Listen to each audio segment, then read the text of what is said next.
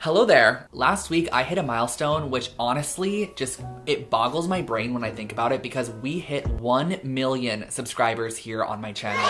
I cannot believe this at all, you guys. Like, truly, you cannot put words in my mouth to express how thankful I am for each and every one of you who support my channel, who watch my content, who leave a comment, who thumbs it up, interact with me on Instagram, send me an email, whatever it is that you do. Just thank you so much for the constant love and support here on Lone Fox. If you guys did not know, Lone Fox was always my second channel. This was my hobby channel. It's where I uploaded DIYs. It was just really fun for me to post videos over here on DIY and interior design, and it has now turned into my full-time career, and I could not be more thankful. This is what I love doing every single day. It is so fun popping onto this channel, reading your guys' comments, seeing your recreations of my DIY projects, seeing how you implement room makeover tips and designs into your own space. It is just such a great space, and it's such a positive space. I've seen so many industries across social media that just have a lot of negativity, and I feel like here on Lone Fox there is just so much positivity, and I love it so much. So I truly just want to thank you all so much who have subscribed to my channel. If you are not already subscribed, hello, my name is Drew. I post brand new home decor and DIY content every single week here on Lone Fox. This intro is definitely going to be a little bit longer than normal just because I have a 1 million subscriber giveaway that I want to talk to you guys about. I also have a little store promo, and then I'm also going to tell you guys about today's video as well, because we are going to be sharing with you 100 DIY home decor ideas, which is incredible. But I think I'm gonna go ahead and jump on into the giveaway. I have not done a giveaway here on YouTube in such a long time. I think my last one was when I hit 100,000 subscribers. We're at 1 million, which is crazy, and that definitely deserves a very, very big giveaway. So let me go ahead and dive on into the rules for that. So in honor of hitting 1 million subscribers, I'm going to be doing 2 different giveaways. There's going to be a US domestic giveaway, and there's going to be an international giveaway. And the reason for this is because my prize for the US winner is going to be a full room makeover. I am going to be picking one of you guys, and you guys can tell me which room in your space you want me to fully transform, and I will be purchasing absolutely everything you need. I'll be purchasing furniture, decor, rugs, lighting, paint, anything you need for the space. I'm going to be purchasing it for you. Of course, after a full-on design plan has been created, I'm going to be talking with the winner of the giveaway one-on-one to create their dream space, whether it be their living room, kitchen, bedroom. You can totally choose. Now, the kind of sad part about this is that I'm not going to be able to be there with the winner of this giveaway. However, they are going to be given everything they needed, all the tools, all the supplies, and absolutely everything they need to conquer the space makeover, which I think will be really fun. I'm going to guide them through the process as well. So if you are the winner of this giveaway, you are going to be getting a full room redesign by me. I'm honestly extremely, extremely grateful of all of the support and love that you guys have given me. So I want to give back to one of you guys a full-on room makeover, the whole Lone Fox experience. So that is going to be the prize for anyone that lives in the US. And the reason that I'm separating it from international is just because I have no idea how shipping furniture internationally works, or the cost of it, or where I should be ordering from. So I figured for my international subbies, I would go ahead and just give you guys some really great money that you can do your own spaces with. So I'm going to go ahead and give away 2 $500, not gift cards, but just like literal cash, so I could send it to you on PayPal, on Venmo, wherever it is. I'm going to be sending you guys $500. There are going to be 2 winners that receive $500, and then there's going to be 5 more winners that receive $100 a piece. So 7 winners for the international giveaway. Now, how to enter, it is so super simple. All you have to do is be a subscriber of my channel, so make sure that you click that red subscribe button on my channel. Also click the bell icon next to the subscribe button. So if you're already subscribed but you don't have that bell icon clicked, make sure to click the bell icon. That way you are notified when I upload brand new videos. And then what you're going to want to do from there is actually click the link in the top of my description box. There's going to be a link for US domestic giveaway, and there's also going to be a link for international giveaway. Basically, this is just going to take you to a sub page over on Rafflecopter, which is a website I use to kind of host my giveaways, and it just allows you to enter your email, and that's how you can enter. It just makes it so much easier for myself to keep track of everything. It also gives you guys a couple of additional ways to enter as well, and it's just a really great service that I use, and you are not going to get your email bombarded or anything like that. It just makes it easier for me to go ahead and select winners in the end rather than having to kind of randomly scroll through comments. I feel like this just makes it really fair for everybody. And I'm also going to have all of the additional details and rules in the description box below, such as the end date of this giveaway. And of course, it is open 100% international based off of where you are. You're just going to click the link in the description box and enter the giveaway. And one last little goodie for you guys here on my channel. This is only for you that are watching right now. You can get 15% off of my home decor website, which is lonefox.com. I have such cute home decor over there. There are throw blankets, we have pillow covers, and there's really anything that you need to decorate your home. there's kitchen goods, there's lifestyle products. I have a whole line of merch over there. You can get 15% off your order using code MILLION at checkout. So that's only for you guys here on YouTube. So make sure to take advantage of that. Also, orders over $75 in the US do ship for free, which is great. So you can get 15% off on top of that. I will leave the link to Lone Fox in the description box below for you guys. But I guess we should just go ahead and dive on into my 100 DIY projects. Now, I know not all of you are going to sit through all 100 of these, but I do hope that if you kind of bounce around throughout this, it gives you a couple of creative ideas and maybe sparks creativity for you. That is the reason I wanted to create this video, is if you ever feel like you just need a little bit of a creative boost, come back to this video, click around. There's going to be a lot of content throughout here, so you're always going to be able to find something. And I'm sure there's quite a bit of content you have missed from my channel that is put into this video that I think you guys are going to love. So this is Editing Drew popping in super quickly. I forgot to also mention that if you guys want the full tutorials on any of these projects, since they are cut down a little bit just to make it not be extremely long, I'm going to link a blog post below that has all 100 projects listed out, and it has links to the videos and the timestamps exactly where you could find these projects. So go ahead, if you want to find any of these projects and you want the full tutorial on them, click the link to my blog post below and you'll be able to find a link to all 100 projects. Enjoy today's video and thank you so much for 1 million subscribers, but let's go ahead and roll the DIYs. Diving on into our first project, we are going to be making this flower stamped pillow, which I created back in 2018, but it's still such an incredible DIY project. I went ahead and I started off by taking some baby breath flowers and just pressing them between 2 pieces of paper and added a couple of books on top. And after a few hours, you're going to have these nice pressed flowers, and we're going to essentially be using these as stamps for our DIY. So next what I did was use a little bit of black fabric paint and I stippled it on with a stippling brush, used a little spray bottle to spritz some water on there to almost turn it into a watercolor. And then I stamped it on the edge of my pillow as shown here using a paper towel on top just to absorb any of that extra water. So as you can see, as you stamp it down, it creates this nice kind of watercolor stamped effect. And I created this all the way around the entire exterior of the pillow, making sure to kind of create a circular shape as I went with it, because in the end I wanted to go back with a paintbrush and some watered down paints to add an initial. This is actually based off of a pillow I saw on Anthropology that had an initial on it, and I thought it was super cute, so I wanted to create my own, and that's how this one turned out.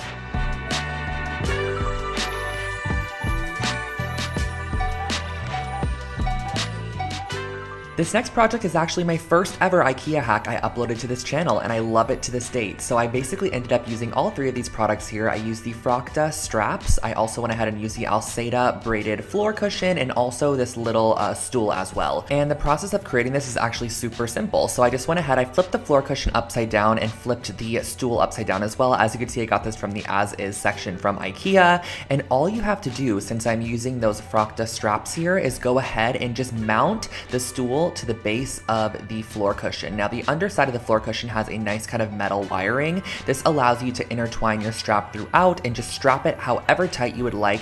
And I also love how this project is totally reversible too. So let's say in the future you don't want to use this as a side table anymore, you could simply undo the strap and you still have all of your components that you originally started out with, and that finishes off this table.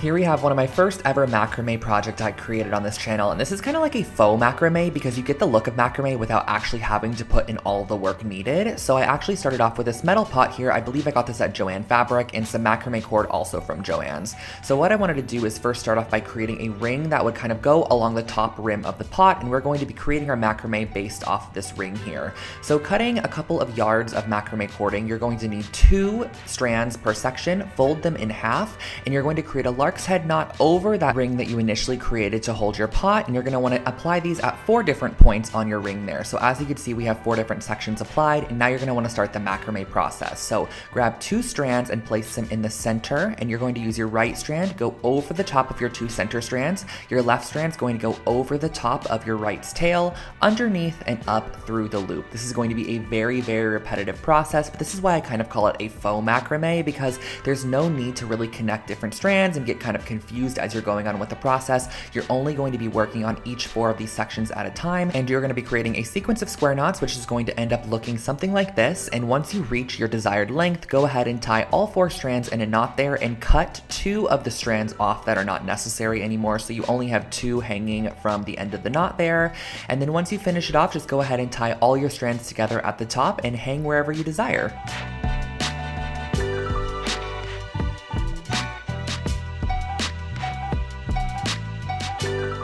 I'm a huge fan of taking Polaroid photos, but I never really know how to display them, so I figured we can create this really fun interchangeable Polaroid display. So I went ahead and used this wood sign and a couple of these bags here to create this. So the wood sign is from Michael's Craft Store. I went ahead and painted it white to start, but you could stain this, you could paint it black, however you want to go along with it. And then at the top, I went ahead and screwed in one of these little hooks here, which are traditionally used for picture hanging or hanging plants from your ceiling. And then I went ahead and grabbed my 3x4 inch bags, punched a hole in the top there, and you can slide your Polaroids inside, which really allows you to interchange them and kind of display them as you would like to. You can also add a ton of bags to this. You can have like 10 to 15 bags hanging from the hook that have lots of different Polaroids on them, so you can kind of flip through them and see all of your memories in one location.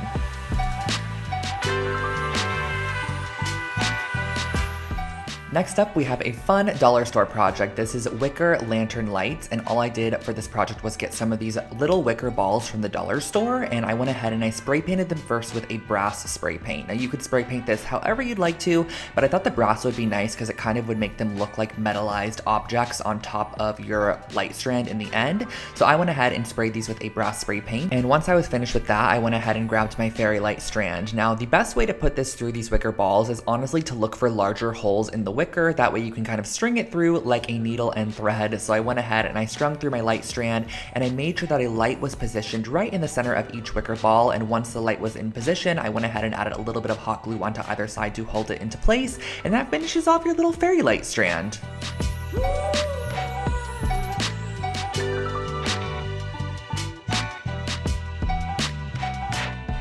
I have created so many throw blankets over the years, but this was an IKEA hack that I really love. It's so simple and easy to transform any blanket. So I went ahead and started off with a simple knitted blanket from IKEA, and I also got some chunky yarn and a large yarn needle as well. This just makes the process so much easier. So I went ahead and just strung my yarn through the yarn needle, and literally all you have to do for this project is create a nice chunky stitch along the edge just to add a little bit more detail to a basic blanket. So I went around, stitched the edge as shown here, and once you reach the corner, you're just going to want to make sure to also apply a stitch into each corner, kind of pivot it 90 degrees and work in your new direction. Now you can totally customize this and make your stitches as long or as short as you would like to. I feel like I made mine probably about 1 inch to 1.5 inches each, but I really love the kind of ununiform look of the stitches. I feel like it adds a nice handmade quality to the piece, and once you reach the end, you can snip it off and enjoy your throw blanket.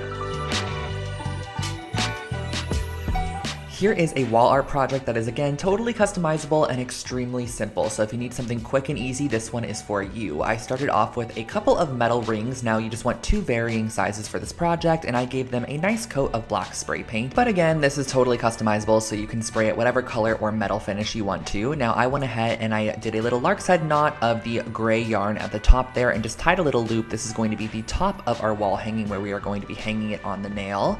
And the next step is going to be very simple. Just cutting a couple pieces of your yarn to about 1 yard in length, folding it in half, and just looping it on the larger of the 2 rings. This is a very repetitive process of just looping the yarn onto each of the rings, letting it kind of cascade and waterfall over the top of each other to create a little layered wall hanging. So once you reach the end, I just created a blunt cut with those pieces. I feel like it gives it a little bit of a cleaner look, and on the ring that is smaller, I'm going to be applying this gray yarn to it. So doing the same exact methodology, just cutting it at the bottom to create a nice blunt cut, looping them on, layering it up, and that finishes off this wall hanging.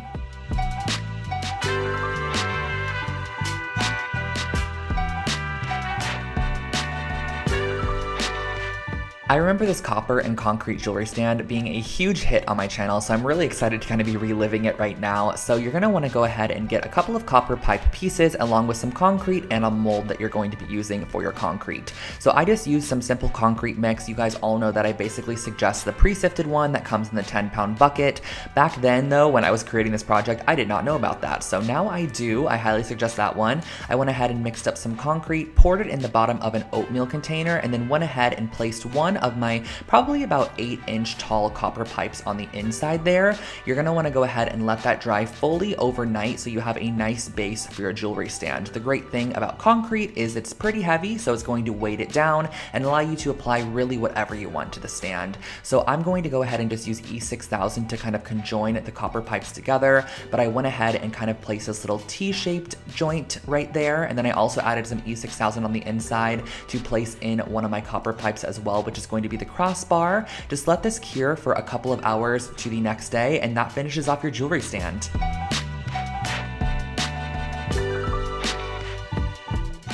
Bringing back another dollar store DIY for you guys. This was from a dorm video that I did, and the total cost of this project was $3.50. I used this cutting board on the left side, which I got at the 99-cent store, some nails, some string, and a pencil. So the first thing I did was actually just kind of trace out or sketch out a crescent moon shape, and then I went ahead and just dotted wherever I wanted the nails to be. I also added a couple of nail holes on the bottom, as you can see there, just to go ahead and allow myself to hang a couple pieces of jewelry off this or whatever I wanted to add to it. Now, I used really tiny half-inch nails, which required me to go ahead and use a plier to hold it into place and then a hammer to securely press it into the wood there. And once you go ahead and hammer in all of your nails, I just went back with this black cotton cording, which I just kind of very no rhyme or reason applied it around the entire moon shape just to fill it in. I also went around the edge to give it kind of a nice clean finish, as you can see here, looping it around every single nail. This is just going to kind of finish it off and give the piece an outline. I just like the way that this looks a little bit more than when it is unfinished, and that really finishes off your jewelry hanger.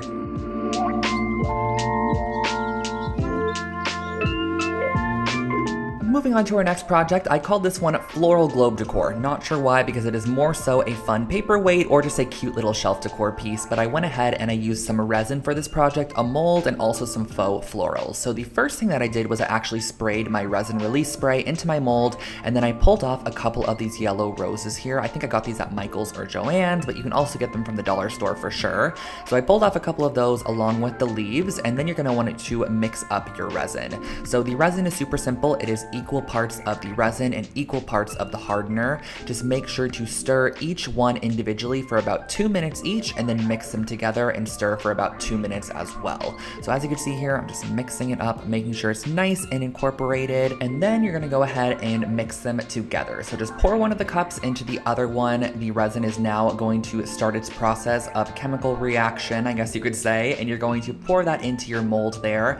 I then placed in my flowers. You could do flowers, you could do glitter, whatever you have that is small that would kind of fit inside of this resin mold would be perfect for this project. I just opted for the flowers there. I whipped up another batch of resin, poured it over the top to ensure that everything was fully covered, and then you're gonna let this sit for probably about 24 to 48 hours, and that finishes off your little paperweight.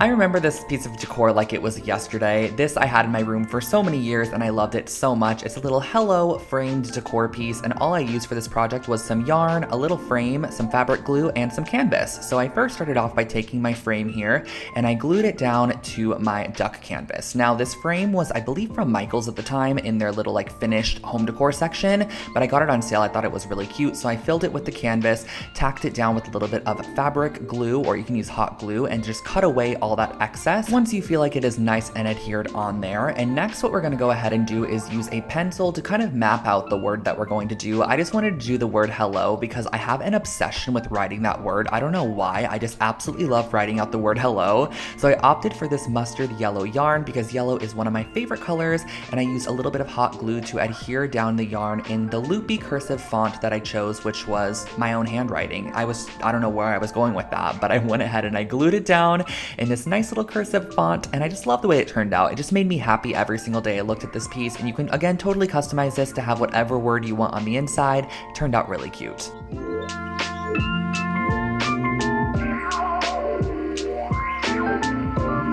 Here we have another IKEA hack for you guys. This was again one of my first ever IKEA hacks on this channel, and I went ahead and I got 3 of these scarf hangers here. And the thing I loved about these scarf hangers is that they actually had like this crocheted edging on them, which I think added so much detail. And I know that IKEA currently does sell these as well, but what I wanted to start off by doing was actually cutting off the little top hanger portion, and every single piece on this is just stitched together with a little bit of thread, so it's very easy to snip that thread and kind of detach the rings if you need to. But I wanted wanted to go ahead and detach the hanging portion and then reattach with a little bit of thread all of the rings together. So I went ahead and I attached 3 sections of this scarf hanger together with a little bit of thread, just doing a couple of stitches between each of them, and you're going to be repeating this process until you have all of your scarf hangers connected. This is so super simple and easy. Just kind of catch the thread, tie it in a good knot, and that really finishes off the process. You can go ahead and hang this on the wall and decorate with some cute little clothespins or little hooks if you have them. I just used this as a cute little inspo board at the time, and I love the way that it ended up turning out.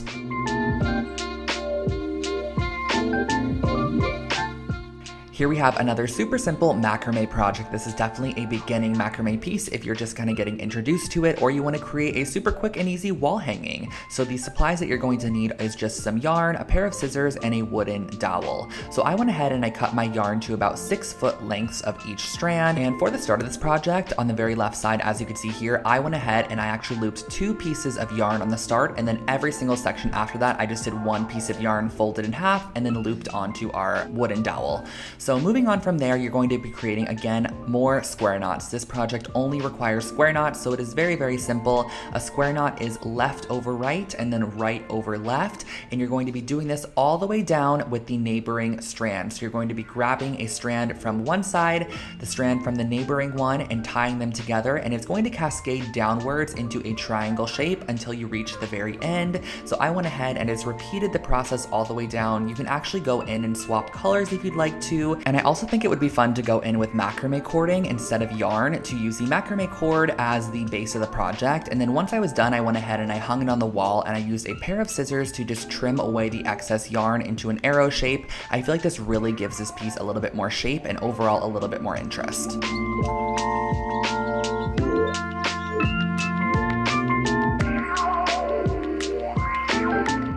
Back to the dollar store projects, this was what I called a memory mobile, and I created this for $2.50. Now, that silver thing looks a little odd, and that is because it is a Let's Party grilling wok. I don't know why I opted for this, but I found it, and I was like, let's go ahead and create something with this item here. So I went ahead and I cut off 2 sides of the grilling wok, and then we're going to be moving on to our wooden clothespins. So these are some small wooden clothespins that I'm going to be using some black cording to tie a double knot right through the center section of the clothespin and cut away any of the excess strands, and then also make sure to leave probably about 12 to 20 inches of leftover string. That way you have a variance that you can kind of use as you're attaching them to your grilling wok. So here comes the fun part. We're going to be sticking our strands up through the holes that are in the wok there, and I'm going to go ahead and glue them down and then cut off any excess tails. So we basically have a ton of these clothespins that are going to be hanging from that metal section there. I think it probably would have been a little bit cuter if I was to maybe spray paint this black or spray paint it brass,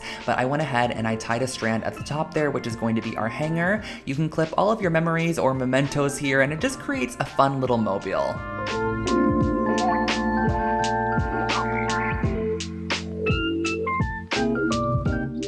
Here we have a super affordable take on a mixed metal wall hanging. So this is a moon phase wall garland, and what I used for this was some chipboard, some spray paint, some chain, some wire cutters, and that was pretty much all for the project. So I started off by spraying my chipboard, or my thick kind of heavyweight cardstock, with some copper spray paint, and then I went ahead and I cut apart a lot of these pieces of silver chain. Now if you want to, you can go ahead and use copper chain as well, but I wanted to go in with silver chain and kind of have that mixed metal look. I really love that when it comes to minimalistic wall art. I think it adds a lot of detail and interest. So I went ahead and I cut those apart, and I actually just hot glued those on to the chain, which I would never do nowadays. I would definitely use a jump ring if I was to recreate this project, but I think back then I didn't have jump rings, and honestly this was going to be a super lightweight project in the end, so I knew the hot glue was going to hold for sure. And I think the varying lengths of silver chain across this piece kind of give a lot of detail. If you had everything at the same level, it honestly in the end would kind of just look a little bit boring. So I love mixing up the lengths of chain for those vertical sections to make sure that the moons are kind of hanging at different levels once you actually hang it up on the wall.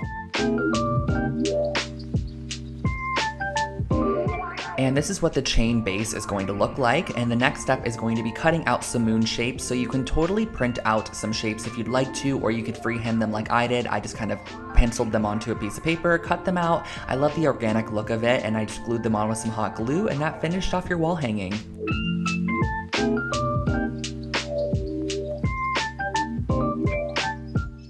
I personally love a good hanging planter, and I also love concrete, so this project is basically the best of both worlds for me. So I started off by mixing up my concrete mix with a little bit of water here. You're going to want this to kind of basically be the consistency of like a pancake batter. As you can see here, this one is a little bit thicker, but that totally works as well. And the mold that I'm going to be using is actually just a simple little, I guess, clear solo cup. And then in the middle there, I'm applying a Dixie cup and I'm pressing it down on the inside. Next, what I'm doing is grabbing some hemp cording or whatever string you want the hanging planter to be hanging from, and you're going to tie knots onto the ends of them. The knots are basically going to be like extra support, so once we press this down into the concrete, the knot is kind of going to be covered in cement and allow it to not be pulled out. If it's just a string, you could imagine kind of being able to pull the string right out, but that knot is just like an extra reinforcement. So you're going to want to go ahead and let that dry overnight or until it is nice and cured, and then pull off your plastic cup in the end and remove the Dixie cup on the inside. Now you can go ahead with a sand file or whatever you have, some sandpaper, a nail file. I mix those words together to make sand file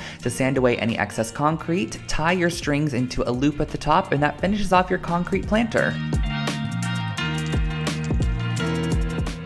Now this next project is actually one that was inspired by anthropology. I bought a wall hook a while back and so many people were like, can you please like recreate this on your channel? And so I did. I basically found this wooden wall hook blank from Michael's or Joann's, some craft store, and I ended up spraying it with my brass spray paint so it had the similar brass look to the anthropology piece. And then I went ahead and Googled the constellation for Leo. That is what I personally am, but you can totally change this up for your own star sign. I just did Leo for myself, and then I went in with a little bit of black acrylic paint and just dotted this on wherever the stars were in that constellation. And then I connected them with some lines and just kind of cursively wrote Leo at the bottom. I guess it's kind of lucky that I'm a Leo because I didn't have to write that much. And then around the edge, I went ahead and I just did a little dotted kind of pattern just to add a little bit more detail, and that finishes off your wall hook. This brass mirror here is one of my favorite DIYs I've ever created. I've actually done a couple different versions of it on my channel throughout the years, and it's just such a fun project to create. So all you're gonna need for this is actually some artificial flowers and a mirror of choice. So these artificial flowers are just from a craft shop. You can get them at the Dollar Tree or Joann's, Michael's, wherever you wanna get them from. And I just went ahead and started by giving them a good dousing of brass spray paint. And this is actually going to just be our first layer of spray paint, kind of just to give an overall coat of that brass color. And next what you're gonna want to do is actually kind of find the placement on your mirror for these pieces and use some heavy duty hot glue to glue and adhere them down to your mirror. So once you have them all glued and adhered down, this is where we're going to go in with our brass spray paint once again, making sure to cover up any of the mirror sections and really thoroughly coat those pieces in that brass spray paint to give it a full-on finished look. And of course we're going to need something to hang this up with, so I didn't want to use this white yarn here, so I just actually sprayed it with the gold spray paint and it ended up looking great in the end. I adhered it on the back side of our mirror and that finishes it off.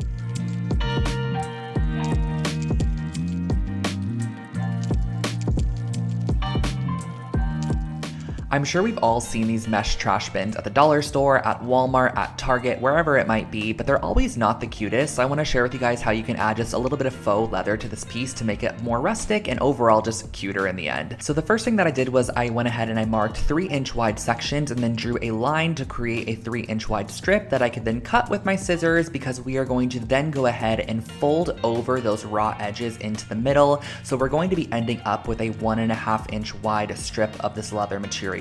So you're going to want to do this, that way you have nice clean edges on the front there, and then on the front side of your wastebasket, using a generous amount of hot glue, you're going to be applying your faux leather material and then creating kind of a little loopy handle at the top, which again is just for visual interest. There's no like rhyme or reason to this piece. And then I cut off the excess at the bottom there and went in with a little bit of white embroidery floss. I probably should have done this with like some jute cording or something just to match the vibe a little bit better, but I think it turned out cute nonetheless. So I went in and I just added a little X shape to secure the leather in place a little bit more, but also add a bit of detail to that edge there. I think this adds a nice touch. Tie it off on the back side, repeat on the opposite side, and that finishes off this basket.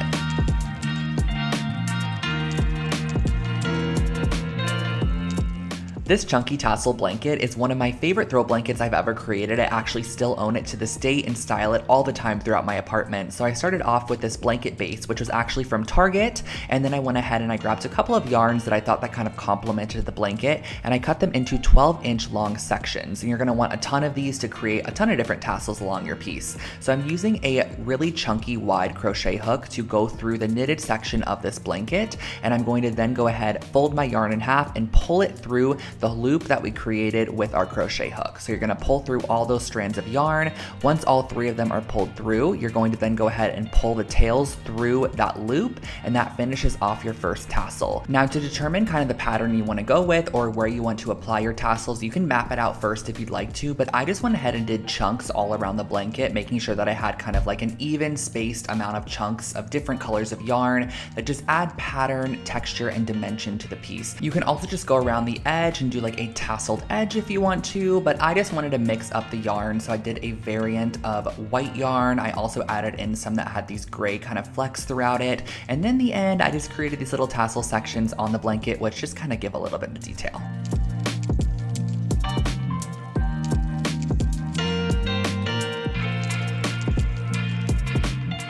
This sunburst mirror here was actually the first project I ever shared on my YouTube channel. This is my first ever DIY project that I created, and I really think it's still really cute, honestly. So I started off with an 8-inch round mirror, and I used 2 different sizes of popsicle sticks. I used these longer, kind of skinnier ones, and then I also used your traditional ones as well. The first thing that I did was I went around the bottom lip or bottom edge of our piece with the longer, skinnier popsicle sticks and hot glued them into place where I wanted them to go. And once you have them all glued down, it's gonna look something like this. But as you can see, it just kind of seems a little bit boring. So in between each of the popsicle sticks, I actually glued a vertical popsicle stick, so it was kind of sticking upwards, which just adds dimension to the piece. I feel like every one of these voiceovers, I'm like, it adds dimension, it adds texture, but it really does. Like, I think this adds a nice bit of visual detail. So I went ahead and I added a vertical popsicle stick just glued in between all of our longer sticks. This also kind of gives a height variant. So as you can see, the first layer of sticks is a bit longer than the second layer, which I love. And then on the back side, I just glued down a little ring of macrame cording to hang it up on the wall, and that finishes off your new sunburst mirror.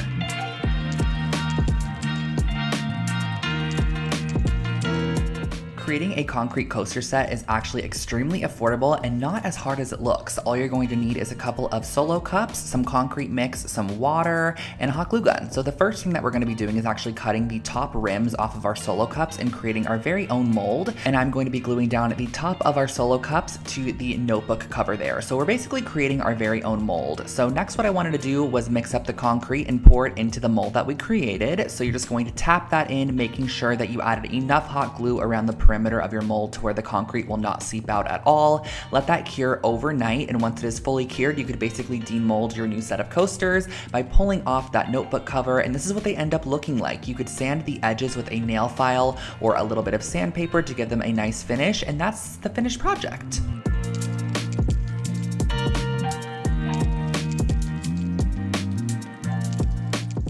Next up, we're going to be making this DIY macrame, really cute kind of like lantern candle holder. So I'm going to be using a mason jar along with some hemp cording. And the first thing that I'm going to be doing is measuring out about 2 yard sections of my hemp cording. And you're going to need, I believe, 6 pieces in the end, 6 or 8. So what I'm going to be doing is starting out by gluing down my pieces in the center here. So I actually did end up using 8 strands. And you're going to want to glue them so that you have all evenly placed out 8 sections on the bottom of your mason jar. And then I added a little bit of hot glue to hold them into place as I started the macrame process. But this is just, again, a very repetitive process like a couple of the earlier projects.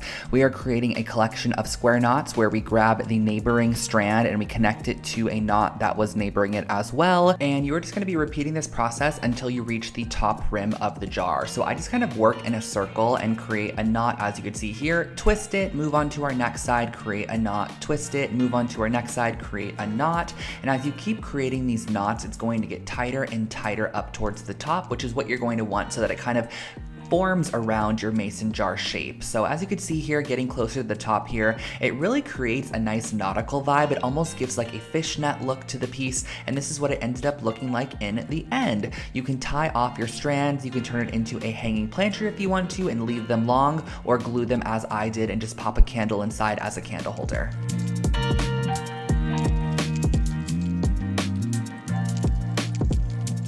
Cork is another really fun material to work with, and it's also super affordable. I got these cork sheets at the dollar store, and I wanted to turn them into some geometric wall decals, which you can just use as wall decals if you'd like to, but you can also actually pin things into them and use them as kind of like a little pegboard. So the first thing that I did was I just created triangle shapes out of the square shape, and I highly suggest using an X-Acto knife for cutting cork. It is so simple and easy. All you have to do is just kind of create a couple of strokes across using a ruler, and the cork will cut nice and smoothly. So I went ahead and I created these. I also went ahead and created some smaller ones as well, just using 1/4 of the cube. And in the end, I had all these different triangle shapes, which I could then go in and add a little bit of painted detail to. So using a little bit of Scotch tape, I just applied that on the edge there. And this one in particular, I wanted to have a nice little white edge. So I went ahead and I added some white acrylic paint on there. I also painted some fully white as well. And once you're done, you can pull off your acrylic paint and you can just attach these to the wall using some 3M mounting squares, and that finishes off this project. Another super affordable wall decor piece is a pressed flower wall art, and you can make this on a canvas, you could put it inside of a shadow box frame, whatever you want to do, but all you're really going to need is a couple of florals and leaves that you could find out in the garden or on a walk down the street. So as you can see here, I just picked up a random variety of different flowers and leaves, and we're going to be using a bit of parchment paper to press these in between some heavy objects. So the first thing that I did was actually rip off a piece of parchment paper, place another piece on top, and on top of that, I placed a ton of my books from school, or when I was going to school, on top of that. And you're going to want to let this dry for about 2 to 3 full days, or until all the water has been drawn out of the pieces and they are completely dry and flattened, ready for the next step of the process. So as you can see here, I have all these flattened leaves and flowers. And lastly, the next step in the process is just to glue these down to a canvas or some form of frame. So I ended up lining them up. I just thought it added a nice minimal approach to this piece, but you can scatter them around, create patterns, however you want to do it. But in the end, you come up with this really cute dried floral wall decor piece.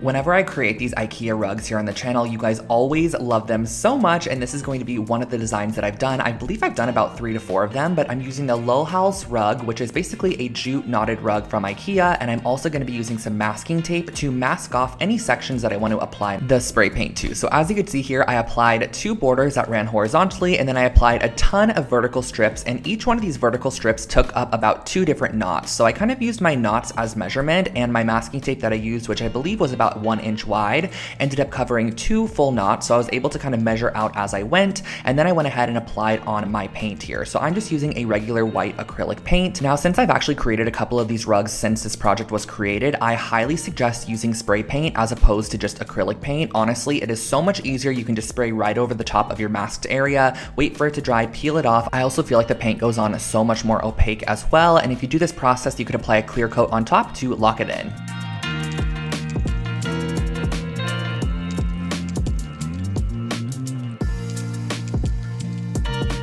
Next up, we are creating a set of felt coasters, which are really cute, and I actually upcycled this Putta box from IKEA. I had this in my stash for a while, and I just never ended up using it for any form of storage. So I was like, why don't I go ahead and actually recycle it and turn it into some coasters and just use the fabric, because I didn't find a use for the actual box itself. So all I had to do for this process was honestly use a ramekin. I traced around the outside of the ramekin to create my coaster size, but you can use whatever you have kind of as a marking utensil. And then I went back in with a pair of scissors and just trimmed around all of the excess, and that honestly, you guys, finishes off this project. It was super simple and easy. I just felt like the material on this was super thick and very durable, so I thought it'd be great for a set of coasters. I also intentionally drew right over the top of the stitching line because I love the detail I added, and I just locked in those seams with a little bit of glue on the edge, and that finished off this coaster set.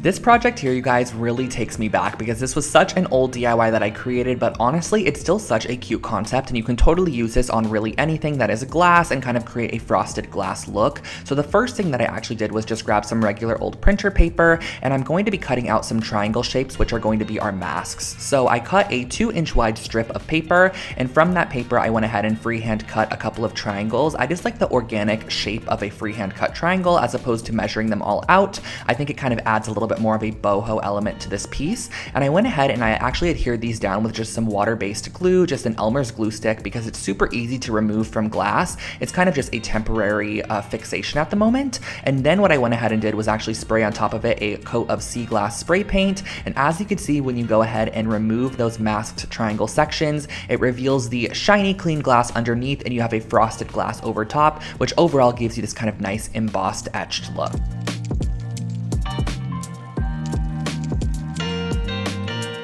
I always actually get requested for a ton of decor that includes like an initial or something that you can customize a little bit, and I love this take on an initial decor piece. I think this would be so cute in an office space. So I actually picked up one of these oversized paper mache letters, which I believe I got it at Michael's, and I also got these kind of balsa wood stick sections, which I'm going to then be tiling on the front of our letter to almost give it a restored wood look, as opposed to making it look paper mache or just painting it or adding to it. I thought the wood really elevated the overall vibe, and it was still a very affordable option. So all you have to do is actually just place the wood on the front side, flip it over to the back side, and use a pen to just kind of mark off the section you want to cut, and use a pair of scissors to simply cut away any excess. And do keep in mind in the end that you can go back in with a little bit of sandpaper if you need to sand away any harsh edges, but once you are done, you kind of get this tiled wood effect that I think looks so stunning in any space.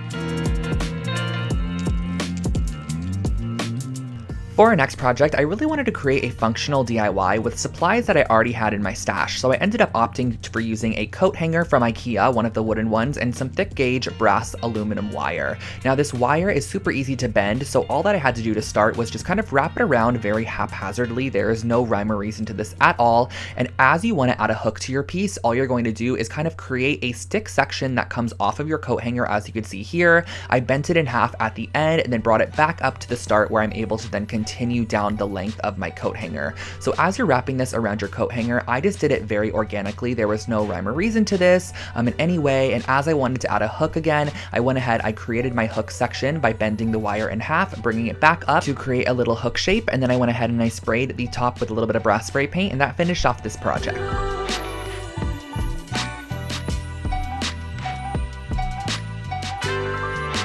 Here is a way to take a simple mirror and turn it into something a little bit more elevated and rustic. So I wanted to turn this into a jewelry holder. So I started off with a square mirror. I also used some balsa wood, some spray paint, a couple of hooks, and some E6000. So the first thing that I did was I cut my balsa wood to be the width of my mirror, and I went ahead and screwed my hooks into one side of the balsa wood on the bottom there. So I went ahead and I screwed in, I believe, about 5 of them, and I used this hammer finish dark bronze spray paint to give this more of a metallized finish, and I think it looked really, really cool in the end. You could spray this or stain it as you would like. And then on the bottom of the mirror, I went ahead and I applied our hook section, as you could see. And on the top of the mirror, I just applied the other wood section just to kind of make it look like it is framed off. And on the back side, you're going to want to also allow it to be hung up. So I used a little bit of chain that I had in my stash. I used E6000 to adhere it down. Once it was fully dry, you could hang this up and store your jewelry.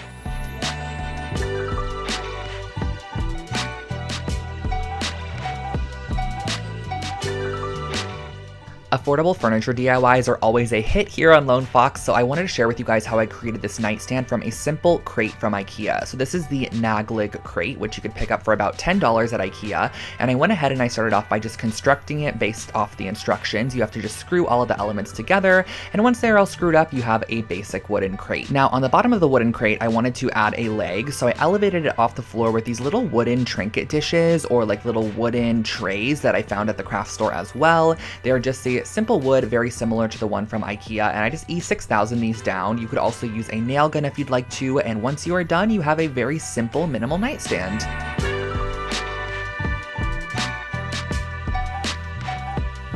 This next piece of decor is a great way to add more of your accent color throughout your space because it's totally customizable. You can select the colors of yarn you want to go for, and the first thing that you're going to want to do is actually tie a piece of yarn across the bottom side of this ring here. This is going to be where all of our other yarn sections are going to be hanging off of, and I suggest starting from the bottom. That way you could build up and layer your yarns as needed. So all we're doing here is a simple lark's head knot by cutting a little bit of yarn, probably about 6 inches long, because you could trim it after if needed, and attaching it to the yarn piece that we added on originally. So I just varied up my yarn a little bit. I did a little bit of the white fleck and also the yellow on the first section, and then here on the second section I opted for this twisted yarn that had yellow and white in it. I added a little bit of blue, and then on the third section at the top I just filled it in with a couple more colors. So once you are completely done, it'll look something like this. You could trim off the excess, and here's your decor piece.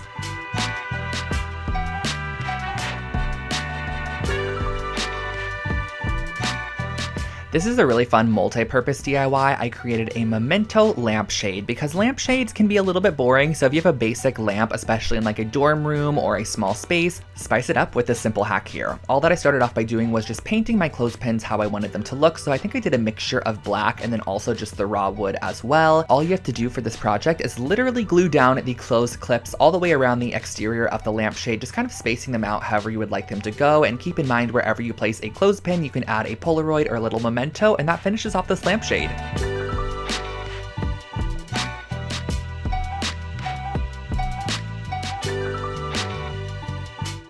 It's actually really fun redoing these voiceovers because I forget how many fun projects I could recreate currently that I would love to have in my apartment, such as this wool magazine holder. These are super affordable. All I did was I picked up this gray toned felt from the craft store. Each felt sheet costs under 50 cents and I cut it in half to start. Then what you're going to want to do is actually fold it into thirds like this. That way you have nice clean edges on the front side and it doesn't have any cut edges. I ended up using some Fabri-Tac adhesive to glue it down on a third of the piece. Then I added a little bit more adhesive on top of that, folded it over once more, and you have a nice tripled up felt piece, which you are going to want to make 2 of. And then once you have both, you're going to glue them together just about an inch on the bottom. Just glue these 2 strips together, let them dry. Once it is dry, use a push pin to secure it in the wall and place your magazine inside.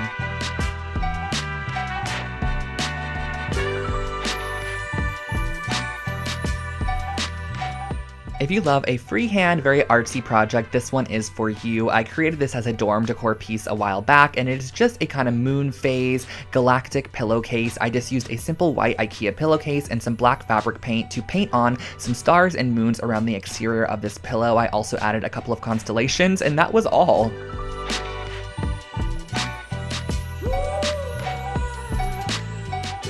I still to this day create these reworked sweaters for Christmas gifts or birthday presents. All you're going to need is a couple of old sweaters. This is a Champion and also an Illinois sweater from H&M. And all I did for this project was just cut the sweaters directly in half down the middle. The great thing about this project as well is that you can actually get 2 finished sweaters from your 2 original sweaters. So it's not like you're scrapping any material at all.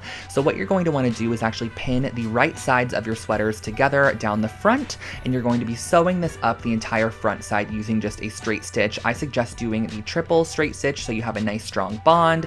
I removed those pins, and on the back side you're going to put right sides together once again. Add a pin every couple of inches to hold the fabric together, add a nice straight stitch all the way throughout, and that finishes off your brand new reworked sweater.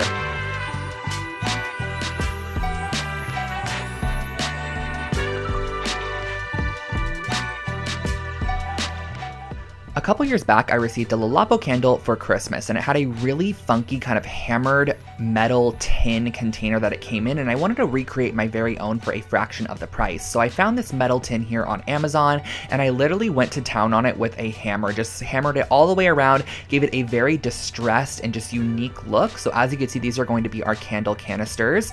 Now these candles here are a couple that I've had in my stash for a while, and I placed them right on top of a pan, just right over the heat. However, I would never do this to this day. I highly suggest getting a boiling pot that you could actually add some water inside of, adding about 2 to 3 inches of water, letting that boil, and then placing your candles inside and letting it slowly melt over time, kind of like a double boiler method. But once it is fully melted, you can go ahead and glue a new wick on the inside of your canister. And then once that is adhered inside, you can go ahead and pour your melted wax very carefully into your canister there. I actually poured both candles in here and mixed up the waxes, but you can totally do one style or create your very own scent with some essential oils, and that finishes off your hammered 10 candle.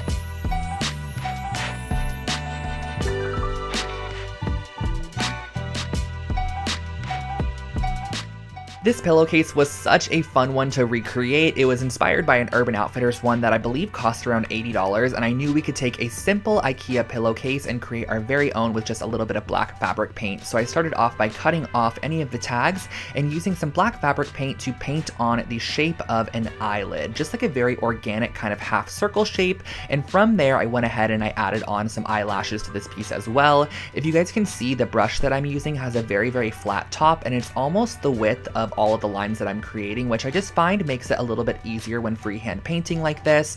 And there really is no rhyme or reason to this. I know I say that all the time when I'm painting projects like this, but really as you go, you can add to the piece, take away, and if you mess up, honestly, just keep on working on or add it and implement it into your pattern elsewhere so it doesn't really look like a mess up. So I just went all the way around, added this pattern throughout, and that finished off this pillow.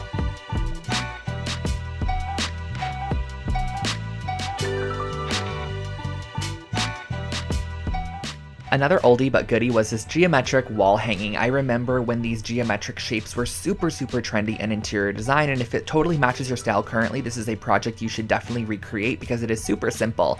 But a humongous pointer I can give you for creating this project is to work on top of wax paper or parchment paper and just basically lay your sticks down and apply glue on top of them. That way you're not adhering everything together and having to wait for it to dry and it's sticking to your surface. Just work on top of a wax paper or parchment paper and it will easily be able to be removed. I also use the tip of my hot glue gun to kind of melt down any excess hot glue sections. So I created these 3 almost pinwheel style shapes and I attached them together using a little bit of yarn. You're just going to use about 8 inches of yarn between each section to attach them together. Once you reach the end, just tie a little loop at the top that you can hang it off with, and that finishes off your brand new wooden geometric wall decor hanging.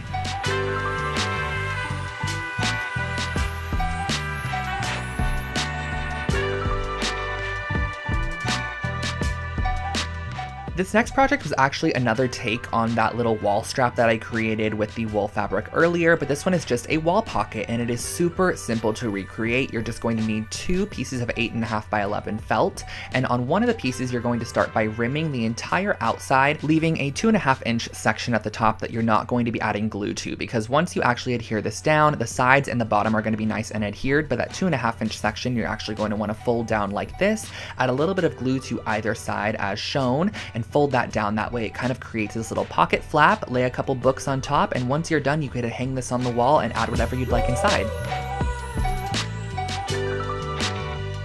This little trinket box turned out super cute, but honestly the technique that I used to create a crackle finish is just a fun one to have in your DIY skill set. So you're going to definitely need some Elmer's glue, some acrylic paint, and a wooden box of your choice. So the first thing that you're going to want to do is actually go ahead and paint it with the color that you want your cracks to be. So I went ahead and painted it white to start. You could paint it gold if you'd like to and kind of have a gold crack underneath black, which I think would be really pretty, or you could paint it however you'd like. The next step is going to be applying a generous layer of Elmer's glue on the top section that you're going to be applying, and then right over top of the Elmer's glue before it can dry, literally immediately after applying it, go ahead and apply on a layer of your acrylic paint, and as it starts to dry, the glue will actually separate the paint and create a cracked finish, which is really great. So the thicker the glue you apply, the thicker the cracks, and if you want daintier cracks, just apply a thinner layer of glue.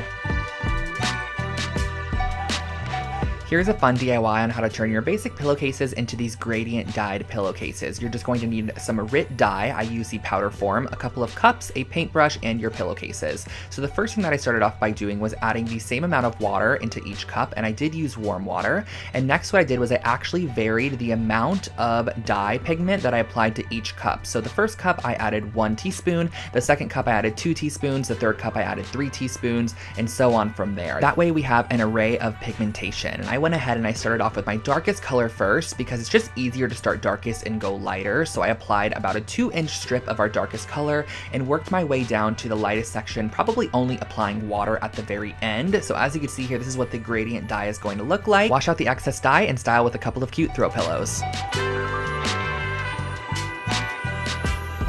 If you're wanting to DIY a gift for your friend this year, I highly suggest these really cute best friend pillows. Basically, all I did was I grabbed some velvet fabric, some chunky yarn, Fabri-Tac adhesive, and a pair of scissors. And the first thing that I'm going to do is lay out my velvet fabric and just kind of freehand a heart shape or half of the heart shape. So as you can see here on the left side, my fabric is folded in half. That way when I cut out this shape, I'm going to have 2 of them. So the first thing I did was I freehanded out half of the heart, then I cut it out with some fabric scissors. Next, what I did was I went ahead and I created a little crack down the center. You can totally make this a straight line if you want to, or you can kind of make it jagged like this. I thought it added a cute little element to the piece. And you're going to need 2 pieces for the left side and 2 pieces for the right side. And once you have those cut out, just make sure that you're pinning the right sides of the fabric together, or pinning the sides of the fabric that you want to show on the outside sandwiched together. And then go ahead and sew the outside of this and leave about a 3-inch section opening. That way you can fill it up with your polyfill or your recycled materials, whatever you want to put inside to fill up your pillow there. So as you can see, once they are both completed, they're going to look something like this, but I did have to add a little best friend detail on the front there. So I just used my Fabri-Tac adhesive and just freehand wrote out best friends, and it kind of cascades across both pillows because once you put them together, you're going to be able to read the full message. But I love the idea of having both of them kind of separated, but you still understand what it says, and that finishes off this pillow.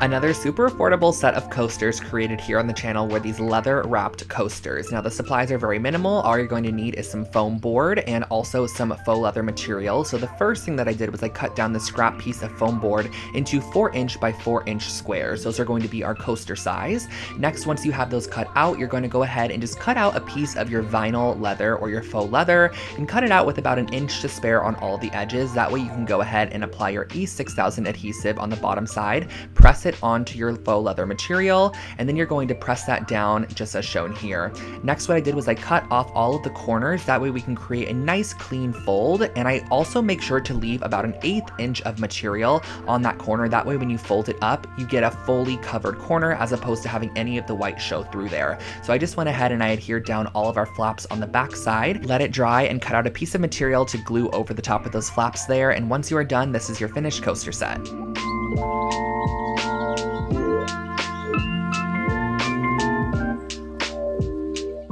This eucalyptus wall decor is a great way to add a minimal touch to your space. It adds a little bit of greenery, but also a fresh scent of eucalyptus. So all I did was I actually went ahead and I purchased a fresh sprig of eucalyptus from the grocery store, and I'm going to go ahead and just cut off a couple pieces that I like as seen here, and then I'm going to be wrapping around the top of them with a piece of string just to kind of finish off the edge and give it a more polished look for our wall hanging. Tie off your string at the end and leave probably about 2 to 3 feet of excess string. That way you can vary the lengths as you apply it to our wooden dowel a little bit later. So just go ahead and tie these off onto all of your pieces of eucalyptus that you want to add. I believe I did an odd number of about 7 pieces. So once you have all of your eucalyptus all strung up and ready to go, we can start applying this to our wooden dowel. And when it came to constructing the final piece, I just went ahead and made sure that all my eucalyptus pieces were hanging at different lengths, so it just added a little bit more visual interest and not everything was at the same exact level. So I just double knotted these onto my wooden dowel all the way down, making sure they were nicely secured. And once you have them all attached, you can hang it on your wall, and that finishes off your eucalyptus wall hanging.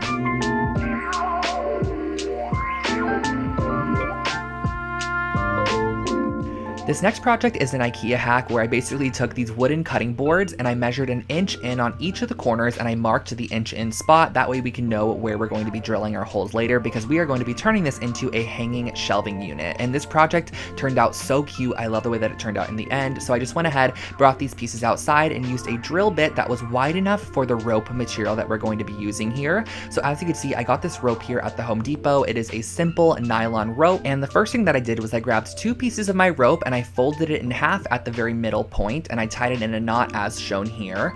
Next, what I did was I measured down about 18 inches from our knot and I just made a little marking on our piece because that is exactly where we're going to be tying our knots on each section. Now the knot is what's going to be holding our shelf in place, so you're actually going to want to make sure that all of your knots are in a very similar spot. That way your shelf is very level and it's not off center, because if you have knots that are hanging lower on one side, your shelf is then going to hang lower on one side as well. So using a ruler, measure down about 12 inches, make a marking, and just make sure that you tie your knot in the same spot once again. The great thing about this project is you can totally adjust the knots as needed. They're not anything that is super tight, and once the shelf actually sits on top of the knot, it kind of tightens itself naturally. You can hang this up and enjoy your new hanging shelf.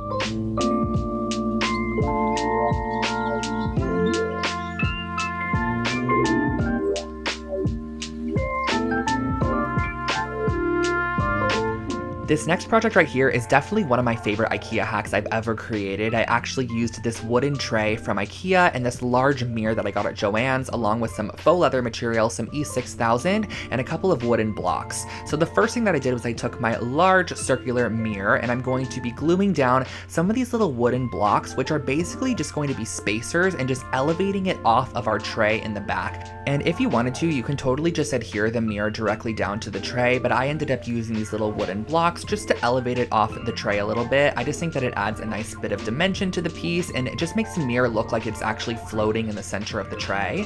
And next what I did was I grabbed this faux leather material and I'm cutting out a 3-inch wide section. And you're going to want to make these strips down the longest side of your fabric, because we're going to want very long strips. That way we can create the band that's going to wrap around the outside of our mirror and just give it that very rustic, elevated appearance. So using a little bit of hot glue, I just went ahead and I adhered this down the entire strip there, just making sure that I folded it in half. And the reason that I did fold it in half was just to save a little bit of my material. I knew that the folded in half section, or the ugly side, can face the back of the mirror, which is going to be against the wall. So what I did was I just adhered my strips together, and then I E6000 them on the outside of my mirror using clothespins to stick them down as the adhesive dried. Now what we're going to be doing towards the top here is creating this little section, which is kind of like a triangle, and you're going to want to adhere these two strips together there, place a book on top, let it dry, and once it is dry you can hang it on the wall.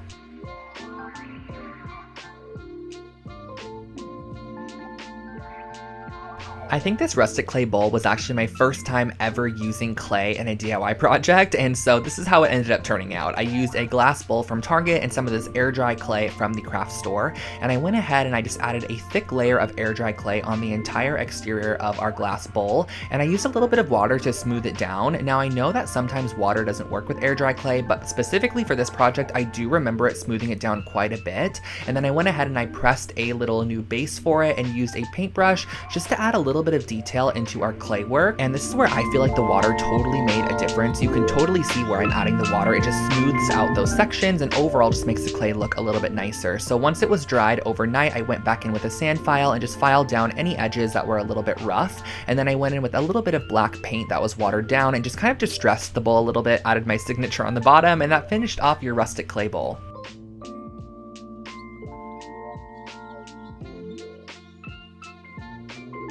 As many of you guys know, I love making throw pillows here on the channel, so here is a geometric yarn pillow that's really fun to recreate. I just used one of the Vigdis pillow bases, some white yarn, some Fabri-Tac adhesive, and some scissors. So all I started off by doing was grabbing a ruler and just kind of creating a couple of geometric shapes on the front side of this pillow. These shapes are kind of just going to act as a basis for our geometric yarn designs that we're going to be creating on top there. So as you can see, for the first one here, I actually cut every single individual piece of yarn all the way across, but as I worked on this pillow a little bit more, I realized that I can just make the yarn kind of loop back and forth, and I was going to be creating a border on it, as you can see here, with a little bit of yarn in the end. So I knew that those would be covered. So I just went ahead and I created these little sections on the front of the pillow, filled them in with yarn, and once they were done, it just reminded me of a piece you would see at Target.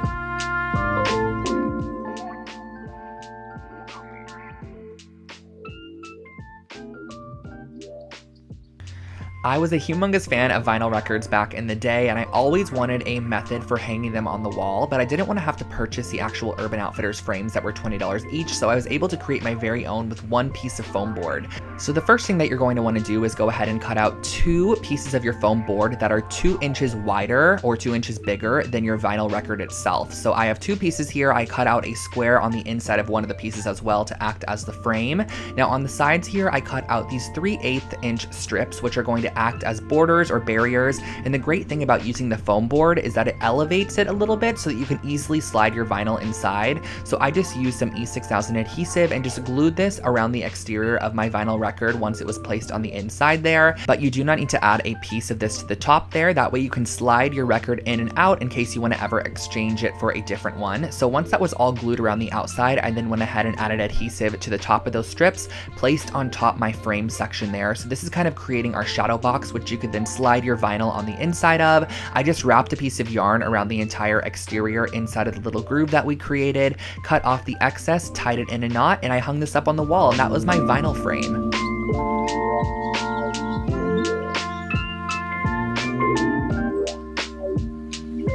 This next wall art piece was actually inspired by a piece I saw on Anthropologie's website, but it was $600, so I opted to create my very own piece using this $30 gold frame from Target.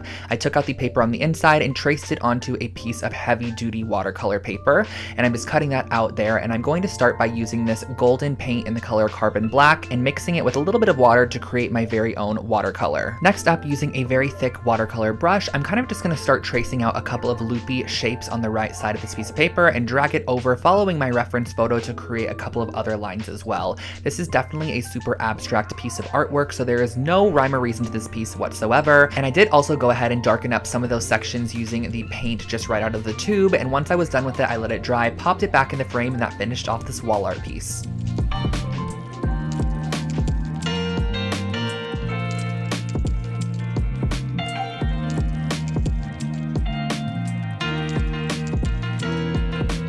I'm back with one of my favorite materials, resin, and we're going to be making one of my favorite projects, some coasters. So these are some agate coaster molds. You can find these on Amazon if you search agate coaster mold. I also got these dried flowers on Amazon as well, but you can totally dry your own based off of some of the methods that I shared with you guys earlier. But the first thing that I want to do is go ahead and mix half and half of our resin together. So you're going to want to use equal parts of resin and equal parts of hardener. I just find it a lot easier to measure them in 2 separate cups. That way you know that you have equal parts, because if you don't, it's not going to cure properly. So once you do have them mixed up, go ahead and stir it for a couple of minutes and add your glitter. Now, the glitter goes such a long way, you guys. I thought what I added was a small amount, but it ended up being quite a bit. So I stirred it throughout my resin, and then I poured a thin base layer into the mold itself. That way I can just go ahead and start placing in my flowers and give them something to grip to. So I placed them right on top, positioned them into the position I wanted them to go into, and then I filled and topped it off with the rest of the resin material. You're going to want to let this dry overnight for about 24 hours or so, and once they are fully hardened and cured, you can just pop them right out of the mold, and you have these really, really cute coasters. However, I wanted to elevate mine and take them just one step further, so I'm using some of this brass gilding paint. Just go and carefully paint around the edge of these coasters to give them kind of like a metallic finish on the edge. I just think it kind of locks in the design, and that finishes them off.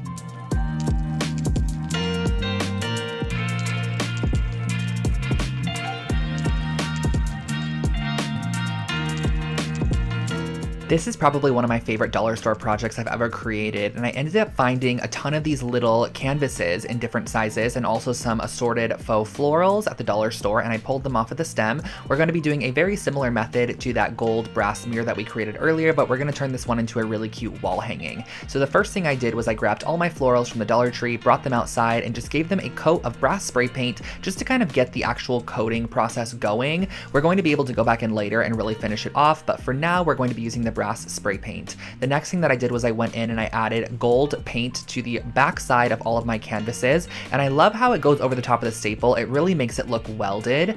Next, moving on, we're going to be applying the first set of florals to our wooden dowel. Now from this wooden dowel, our little canvases are going to hang, so this is going to be kind of like the most focal point of the piece. I brought it back outside once all of our florals were attached to it and just sprayed any of those excess areas. And last but not least, you're just going to go ahead and use some string and apply on your canvases.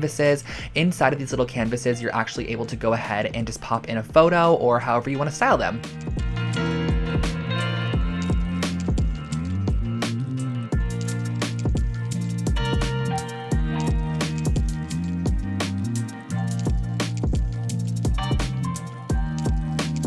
One of my most viewed videos on my channel is actually this IKEA hacks video where I turned this Trampa doormat from IKEA into a really cute, just customized doormat. So all you're going to actually need is some black paint and a paintbrush. And what I'm going to be doing is on the bottom left-hand corner, I'm going to be writing the word hello. So just kind of freehand writing this out. You can totally use block letters or a stencil to help you with this. Flipping it completely 180, I'm going to go ahead on the opposite side and put goodbye. This is just such a cute idea. You can actually place this right outside of your door, have the hello face the person as they enter, and the goodbye face them as they leave.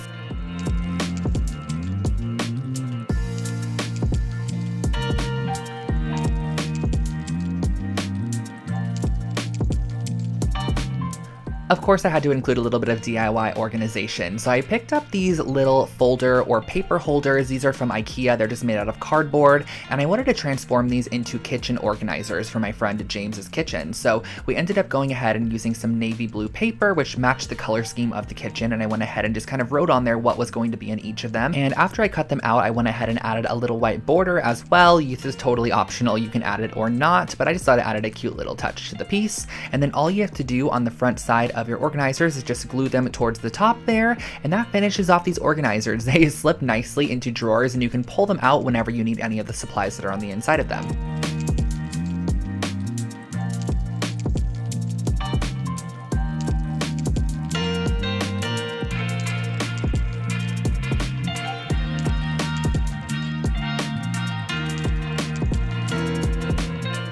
This next project was a really fun one where I ended up using silver silverware. This is just plastic silverware from the dollar store along with a 12-inch circle base, and I went ahead and I broke all of my spoons more towards the actual round part of the spoon. That way we had a longer handle section which we could actually glue onto the outside back of the mirror. So what I went ahead and I did was I started by gluing these on and kind of evenly spacing them around the outside exterior, and this is what we ended up having from the back side. And then what I next did was I went ahead and I added the spoon portion as well. This is just going to add a little bit more dimension and detail to the piece, and that's just really an inexpensive and structural way on how to elevate any basic mirror.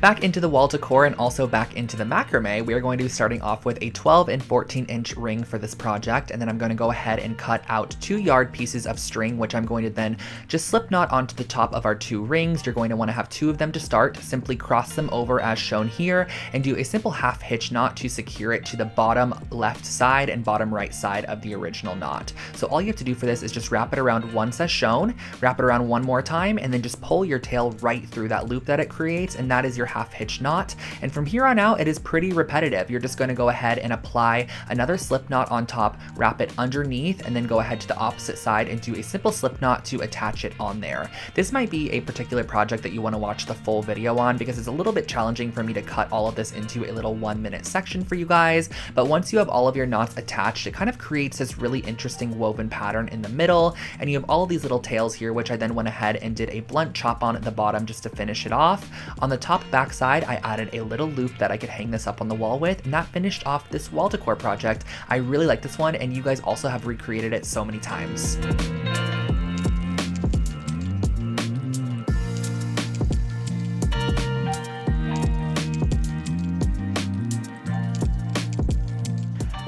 Next, we are heading into some of the aesthetic DIYs that I've done on my channel. I absolutely love creating aesthetic DIY projects for you guys, and I do full videos where I take really trendy pieces and kind of turn them into DIY forms. So the first thing that I'm going to be doing is just rolling out a piece of clay into the shape of a face. I also went ahead and kind of pinched the edges upwards just to kind of give it a little bit of a lip on the edge, and then I rolled out these thin tubes of clay that I used to kind of decorate the face. So I went ahead and created this abstract eye shape that transcended down into a nose, added a couple of eyelashes, and of course we had to add a mouth as well. Once that was fully shaped and kind of in position, I went ahead and baked it in the oven for about 25 minutes or until it was nice and solid.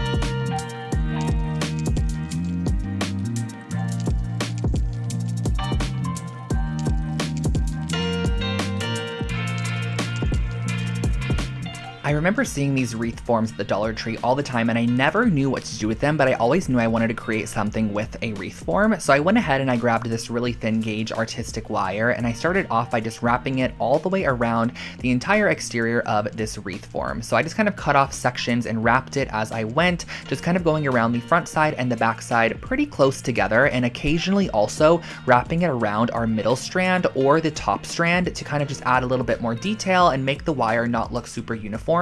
So every now and then I would kind of just wrap it around the middle, or I'd wrap it around the top, and it just added a little bit more interest to the piece. So I went ahead and finished the entire round of this piece, and then I went ahead and grabbed some masking tape, and I kind of just placed it randomly every couple of inches around the frame there, and I went in with my gold spray paint thinking that once I removed it, it would be such a cool mixed metal design, and I just honestly didn't like it that much. So I actually went back with white spray paint and spray painted the full piece white and finished it off with some brass gilding paint around the entire outside edge and also the inner rim, and that finishes off your new picture frame.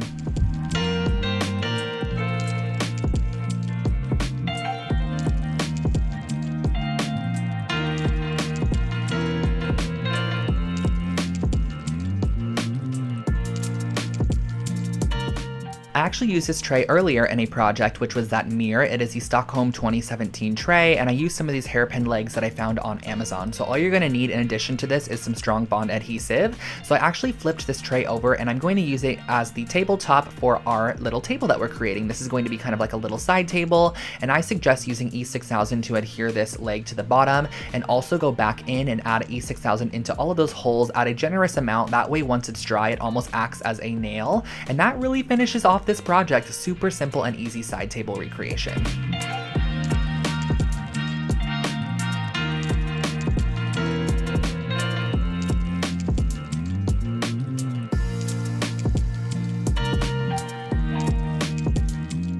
Now this is a super simple way how to create your very own kind of bar cart or little kitchen island section for a small apartment. So I went ahead and I picked up this Mulger little rolling unit, and I realized that I wanted to have it kind of have black accents along with the wood accents that it's originally made from. So I kind of mapped out where I wanted my black to be on top of this little reference drawing, and I also grabbed some of these hooks as well, along with some black spray paint. So I brought all of the pieces outside that I wanted black, and I gave them a nice coat of the matte farmhouse black spray paint, which is my favorite color from Rust-Oleum, and I did it on all of the sides. This was so satisfying to spray paint. I also went ahead and grabbed some of these little wooden trays, which I used on a former project as well. I used them as the legs once again, so just making sure to flip them in all directions and give them a nice generous coat of the black spray paint. And once they have fully dried, you can go ahead and reassemble your entire piece. What I did was I just went ahead and followed the instructions, reassembled it as is, and I just love the details of black. On the bottom of this piece, instead of using the rolling wheels, I actually went ahead and secured on those new legs and added a couple of hooks to the side. That way we could hang on a little cutting board. This was also from IKEA.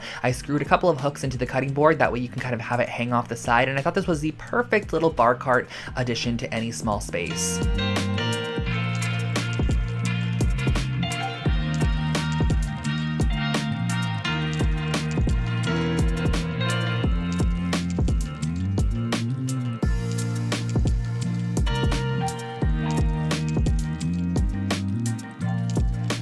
For our next project, I wanted to share with you guys how to create your very own knobs using clay and also these really cute photo holders. So the first thing I did was I kind of created a chunky ball, and I just honestly inserted a screw on the inside, and this is going to be a knob for a dresser. I'm going to create a triangle shaped one as well. And then right here, I'm kind of just creating a disc and using a popsicle stick to create a slice down the center. This is going to be our little photo holder or memento holder. So you're gonna wanna go ahead and bake these, and once they come out of the oven, you could just simply paint them as you'd like. I use my brass gilding paint on the round knob to kind of give it a hammered look, and then on the smaller one I painted it pink, added some white details to give it that ceramic vibe, and last but not least I just left the actual picture holder completely raw.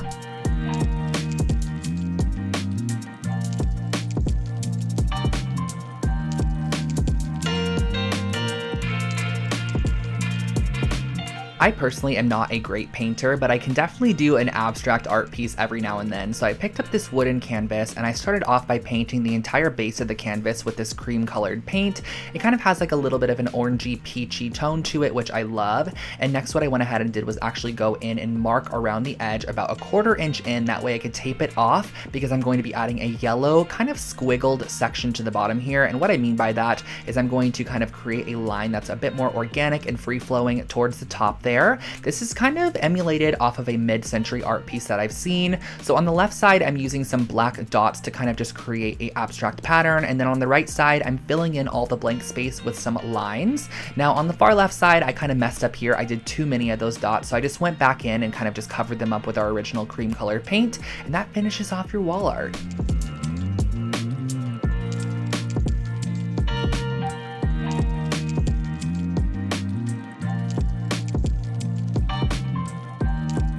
This candlestick DIY is actually one of my most recreated projects on my YouTube channel, and all you have to do for this is actually fill up a pitcher or something pretty tall that you could submerge your full candlestick in with some lukewarm water, and you're going to let your candles sit for about 15 minutes or so.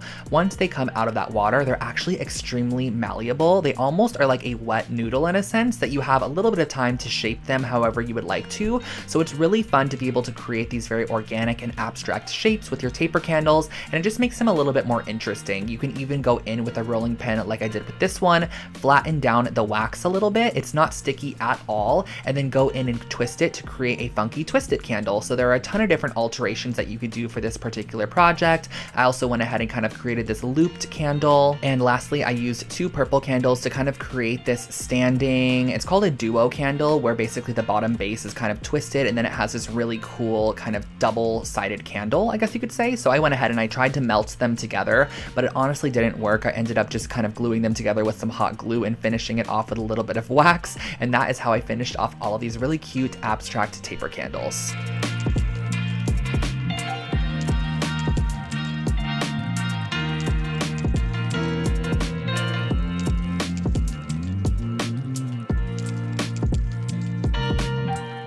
This next project was one that I kind of just did for fun with materials that I already owned. I used one of the little woven macrame baskets from IKEA along with the round circle object, which is this one right here. I've used this in a previous DIY as well. And I went ahead and I constructed it. And what I kind of realized I could do with these 2 IKEA items was actually create a basketball hoop, which sounds strange, but I thought it was really cute for like a little boy's room or something like that. So I went ahead and I cut away the mesh from the bag. So we just had this nice little like layer of mesh that I could then use to create my very own net. So what I basically did to create this net was I went ahead and I added a little dab of hot glue every now and then, and I just adhered it around the actual ring of the little Lindrande piece from IKEA. And once it was fully secured around on the back side, I did adhere it all the way on the back, and I glued together the net kind of on the back side because it was going to be open on the back side. So I glued that together as well.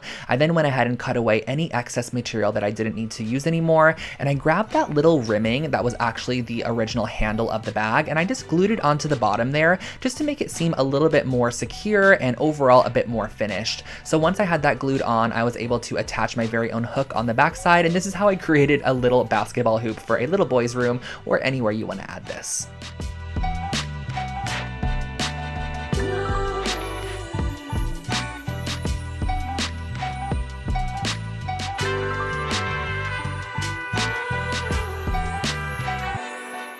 Now this next project was a super cute idea, and I'm going to share with you guys how I would probably do it a little bit differently. So I started off with this plate holder from IKEA, and I cut one side off of the plate holder so that I had the little middle stick sections attached to one side still. So as you can see, this is the piece that I'm going to be using.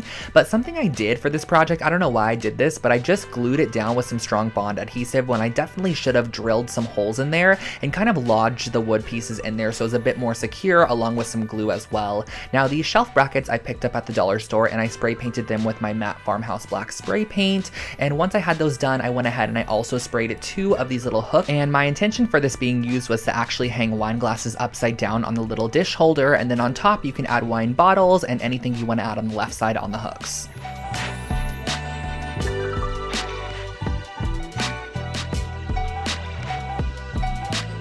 This is another project that I actually created a couple of years back, but it is still so cute. I wanted to share it with you guys once again. So I found this cotton-filled cording. It was a very weird kind of like cotton-filled fiber mesh strand. I don't exactly know what it was, but it made for a perfect base for any coaster. So I kind of spiraled it up into these coaster shapes, and then I wanted to add a little bit of detail with a needle and thread. So I grabbed these tiny little copper seed beads and I strung them on my needle and thread, kind of just transferring them down and actually gluing them in the divot of our spiral. So I just glued these all the way around in our spiral. This was inspired by an Anthropology coaster set that I had seen that cost over $100. I wanted to recreate my own, and that's exactly what I did.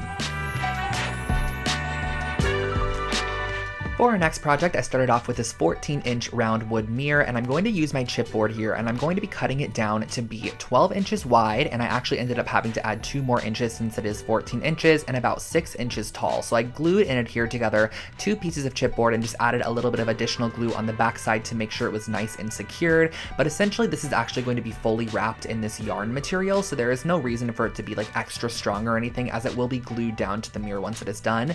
So all I did for this next process was just literally wrapped the entire piece in this burgundy toned yarn, and I went ahead and I set aside our yarn section, and I grabbed this gold washi tape from my stash, and I'm going to be wrapping this around the entire exterior of the mirror on the front side to almost make it look like there's a welded gold frame on the outside of this mirror. It just adds a little bit more detail in my opinion, so I added that on, and then towards the bottom half I didn't add it because I knew that I was going to be covering it with our little yarn wrapped section here. So that is exactly what I did. I placed down our little yarn wrap section, and then I also went in and added this little wood strip, which I had in my stash, onto the top there. So I cut that off and I adhered it down with some Fabri-Tac adhesive, coated it in that same exact gold finish tape, and then glued it right at the top there, and that finished off our little wall mirror. You can add a hook on the back side if you want to hang it up, just like I did with a little bit of macrame cord, and that finished off this project.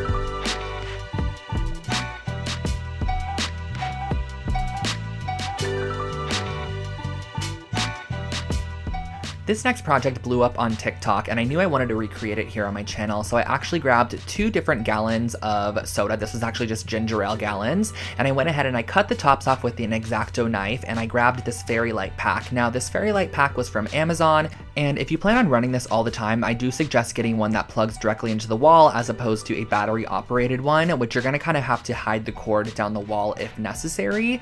So what I ended up doing was just using the battery-powered one. I'm just gonna use this on more special occasions.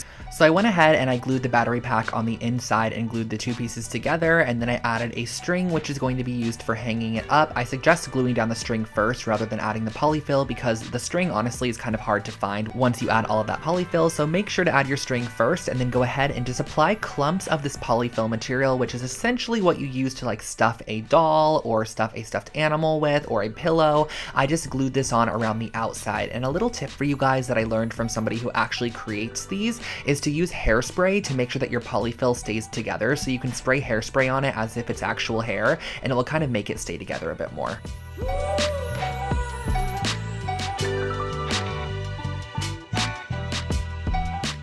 This is a really cute way how to make your very own Polaroid magnets for your fridge or any surface that you can add magnets to. So the first thing that I did was I actually went into my Photoshop application and I found a Polaroid image on Google, and I just duplicated it 8 times, and then I went to Pinterest and found a couple of images and just screenshot them into square shapes, just images that I personally liked. And I also did one of myself just to show you guys the different variations you can go for. I popped the images on the inside of each of the Polaroids there, and I printed it out as shown. And next what you're going to want to do is just cut them out using an X-Acto knife. So I just cut around all of the edges, making sure that each of my little Polaroids was its own image, and just kind of making sure to cleanly cut each of the Polaroid pieces, because we are going to be adding these onto a foam sheet next, which is kind of going to elevate them and just make them a bit more substantial. So I went ahead and I cut down different foam squares for each of our little magnets, and I glued on top of it our printed out piece of paper, and that really finishes off the base of our magnet. Super simple and very, very easy.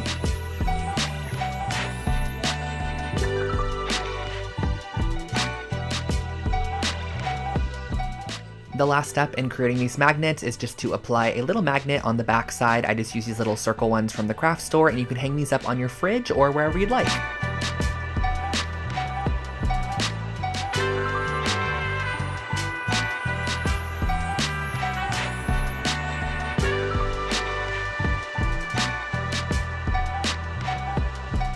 Here is another anthropology-inspired project that I saw online. It was about $60 to $100 per piece, so I picked up this woven placemat at Target for just under $5 and used a little bit of macrame cord, and I cut them into 6-inch strips and used a crochet hook to weave them on the outside of the entire ring of this placemat. This is just a very repetitive process of looping through our macrame cording around the entire exterior of this piece, trimming it once you're completely done, and then what you're going to actually do is unravel the entire strand of macrame cording. It's kind of like a rope, so it is pretty easy to go in there and kind of unravel it a little bit, and then you get the individual fibers, which I used a little pair of tweezers to just kind of brush out. And once you're completely done with that, you can again spray some hairspray on these if you want them to stand up a little bit more straight, add a loop on the back side to hang it on the wall, and that finishes off this wall decor.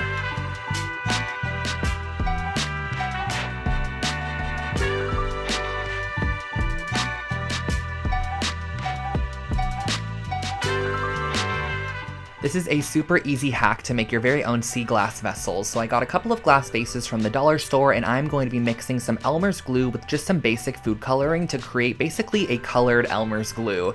And all you have to do from here on out is actually just paint this on the exterior of your glass vessel, and once it dries down, it's going to end up being such a pretty matte color. So I ended up applying just a decent amount of glue and then adding in a couple drops of food coloring. Do keep in mind that it's going to be pretty translucent, but once it dries supplies, you're really going to be able to see that color. For this first one here, I just did a nice minty green shade, and for our second one, I added some more Elmer's glue into a Dixie cup, and I just went ahead and I did a blue sea glass, which I love the way that this one turned out. I went ahead and I applied a nice coat on the outside of our vessel, and then you're just gonna let them dry, and once they are dry, they look super cute like this.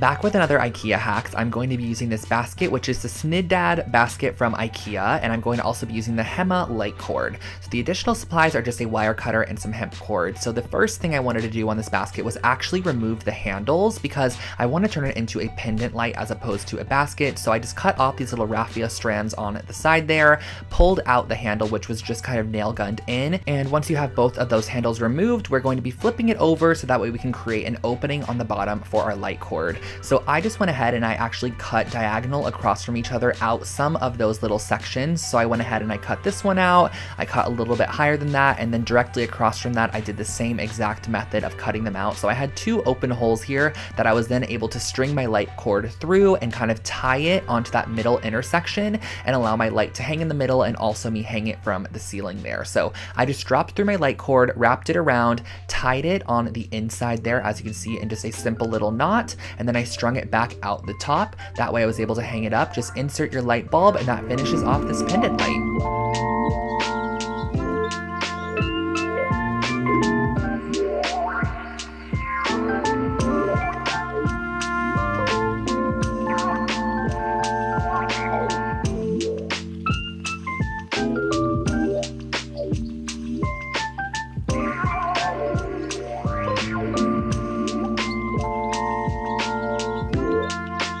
When it comes to shelf styling, I love these kind of geometric brass or just metal objects. I think they're so much fun. So I ended up creating my very own using these wind twisters from the dollar store. This is what they look like originally. They are so ugly, but I actually glued a couple of them together to start, and I used a wooden dowel as kind of the base for our little structure. So I'm going to be sticking that through, applying some hot glue, and just hot gluing down our wind twister onto it.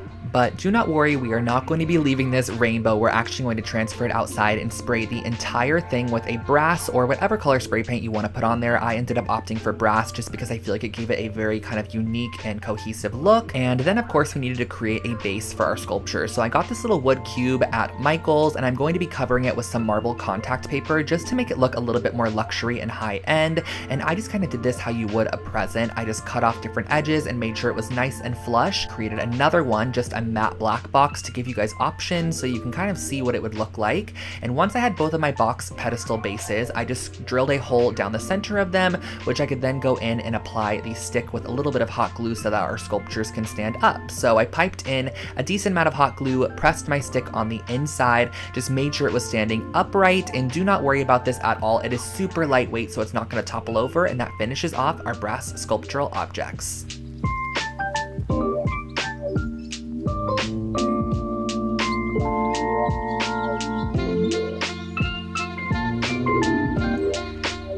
If you're into geometric shapes and 3D art, this one is perfect for you. So I basically went ahead and I grabbed these little wooden dowels here that I got at Michael's, and I'm going to be creating some pyramids out of these. So I actually, again, work on parchment paper for these kinds of projects. That way I can easily peel them off once I am done. So I believe that I ended up creating about 7 of these pyramid shapes, and I'm going to be painting 3 of them pink because we are also going to be going onto our canvas and taping off a diagonal section, which we are also going to be painting that same exact pink color. So on the smaller side, we're going to be painting the pink side and adding 3 of our little pyramids that we also painted pink onto that side. On the opposite side, we're going to be adding just our wood pyramids just opposite that, and that really finishes off this art piece. It's super simple, but also very fun.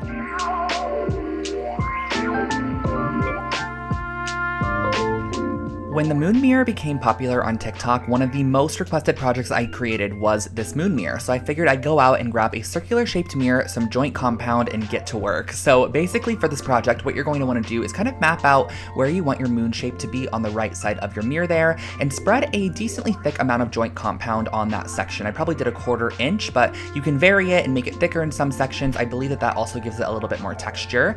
And next, what you could see me doing is actually going in with a sea sponge, and I'm going to go ahead and just create some some nice texture throughout the area. And lastly, you're going to want to go in with a squirt bottle and just spray vigorously in spots to create craters in your moon. I used some paper towels to just absorb any excess water and went back in with my spatula just to smooth out some sections and add some more joint compound to other sections to kind of create an elevated look. You're going to want to let this dry overnight, and as the joint compound dries, it actually cracks a little bit, which I think gives even more texture and dimension to the moon shape. So what I'm going to be doing next is mixing up a little bit of brown acrylic paint with some white to create kind of an off-whitish color, which I'm going to go ahead and paint my entire moon shape with just to give it a full coat of one solid color. And then I'm also going back in with a little bit of diluted brown and just some other whites and spray paints, whatever I want to add in here just to kind of add texture, and that finishes off your moon mirror.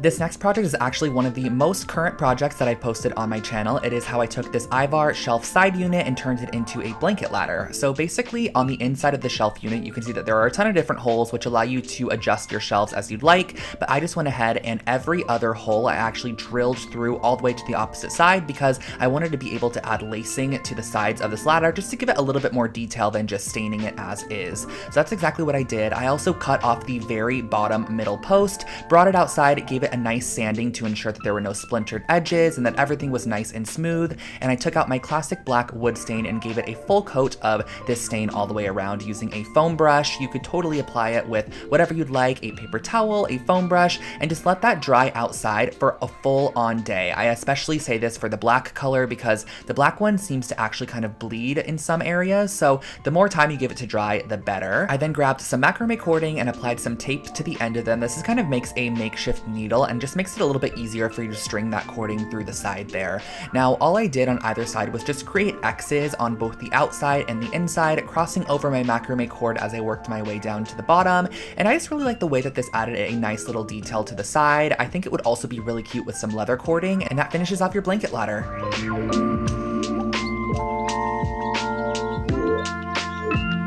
For our next project, we are jumping into something a little bit more intermediate when it comes to macrame. I know some of the earlier projects were a bit more simple, but what I'm going to start off by doing is just cutting some long strands, 6-foot strands, and you're going to need 8 of them. I then went ahead and tied all 8 strands into a knot, and this is going to be our very bottom section, so I suggest that you kind of separate them in sections of 2 and create a plus sign with your macrame cord.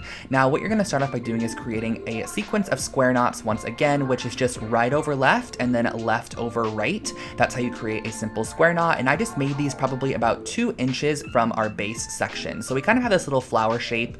Then grabbing neighboring strands, you're going to do the same exact thing, creating a square knot with 2 neighboring strands about the same distance that you created with your first ones from the center knot, and just make sure that they're as even as possible. This will just make your macrame look a lot better in the end.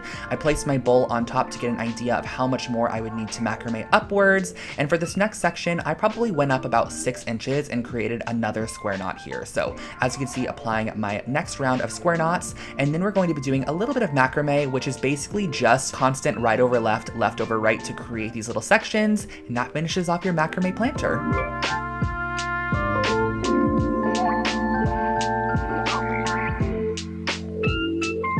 Now this project was a really fun texture that I kind of recreated using some of this lightweight spackle from the dollar store. I also used this glass vessel as well, also from the dollar store. But basically I scooped out this spackling material and it almost has this like moon sand kind of a feeling to it. It feels almost like clay, but it's not too wet, but it's also dry. It just has a very odd texture. So I figured, why don't I try going ahead and applying this to the entire exterior of one of these glass vases and creating almost like a stone finish vase. And this piece only cost me around $3 to create. I used 2 full canisters of that spackling mixture. I also went ahead and applied it on the inside top rim. Once it dries down, it looks like this.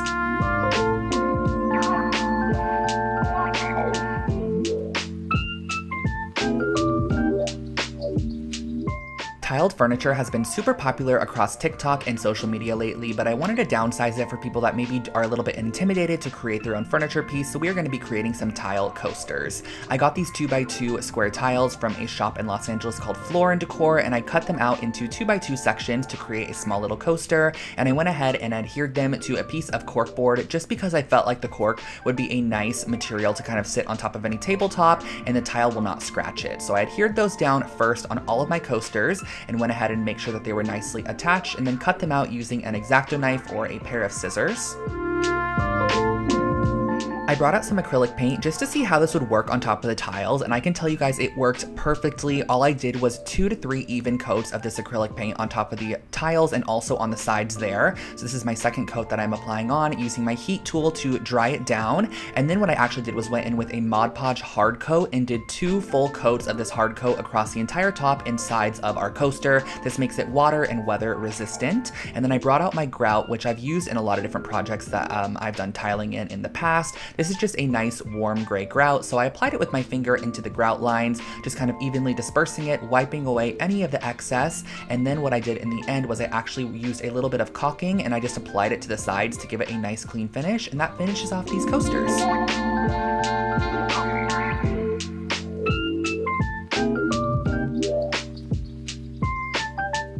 Now here is another project using a joint compound. I'm going to be using a canvas and also a spatula and a couple of acrylic paints. So essentially we are going to be mixing up, and I think this is such an aesthetically pleasing project. It just is so nice to watch it be done. I mixed up some paint with some joint compound to create a very thick kind of essentially paint that I then went ahead and spatulaed onto a canvas. So I kind of wanted to do a variation of colors. There was no rhyme or reason to this, but I think it would be really cute if you had an accent color in your space to do like an ombre.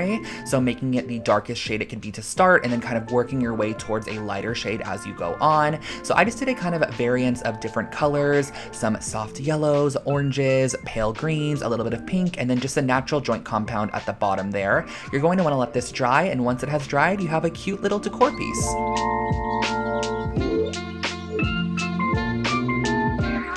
I think this next project is one of my favorite pillow DIYs that I've done on this channel. I think it just turned out so cute. I basically ended up using some of this wool roving yarn and cutting them into 3 strip sections because I'm going to be ending up braiding them and turning them into little pieces that we're going to be decorating on top of the pillow. So I started off by tying a knot and leaving just a little bit of a tail on there because we're actually going to be using that as a tassel in the future. And I'm just going ahead and doing a simple braid down this entire section here. Now you're going to need 6 pieces that are 14 inches braided length, and then you're going to need 2 sections that are 4-foot braided length. So once you have all of your strands created here, you're going to go ahead and start decorating your pillow. I'm going to be using Fabri-Tac adhesive, which is a fabric glue that works really great, and kind of following this pillow that I found on Wayfair, but it was $120, and I was like, we can easily create this for way less. I think this project ended up costing around $15 to create, and I used my Fabri-Tac to adhere down my little strips along the front of the pillow.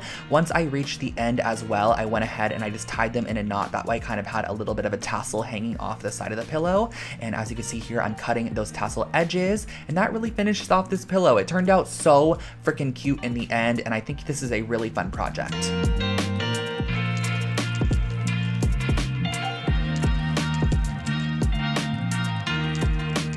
Here is a super simple DIY for a really cute kind of photo holder or Polaroid holder. All I did was I grabbed some white and black clay that I'm going to be using to create the little holders themselves. So I started off by just working the clay in my hands, making it a little bit warm and kind of forming it into a pyramid shape using some dental floss to create a line down the center. That little dental floss line that we created is going to be able to hold your photo. You can kind of slip it in that line once it is baked. I also went ahead and used some black clay because I wanted to create almost a marbled looking one. So I mixed together a little bit of black, or I guess a lot of black, and a little bit of white to create more of a black based marble pattern. So I twisted it up, kind of molded it into the shape that I wanted it to be in, used my dental floss to again cut a line and just create the nice edges on that pyramid shape there. Popped them on a cookie sheet and just baked them in the oven for about 20 minutes, I would say. And then once they came out, you can add any additional details you would like on there as well. So I went ahead and wrapped one of them with some washi tape and used a little bit of my brass gilding paint to go ahead and paint the top of it as brass. Allow that paint to dry, and you can slip your photos or Polaroids in these and store them on a desk or shelf.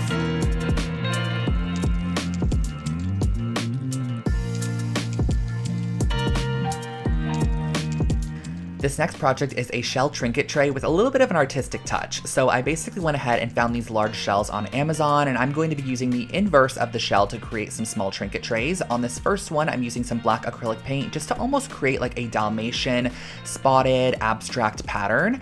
On the second one that I'm doing here, this one's going to be a little bit more funky. I'm kind of following a retro modern pattern and using some pastel tones to map out the pattern on the inside. I'm just doing some horseshoe shapes, kind of some fish shapes, some rings, some lines, some clouds, whatever you have, you can just create them as you would like to. I also went ahead and kind of created this pink ombre shell, and then you're going to want to seal the entire piece, that way it's nice and finished off. So I'm using the same Mod Podge hard coat I used on those tile coasters, going in and just painting the hard coat on the top. I suggest doing 2 full coats of this. Once you have it dried down, you have your finished off little shell trinket trays.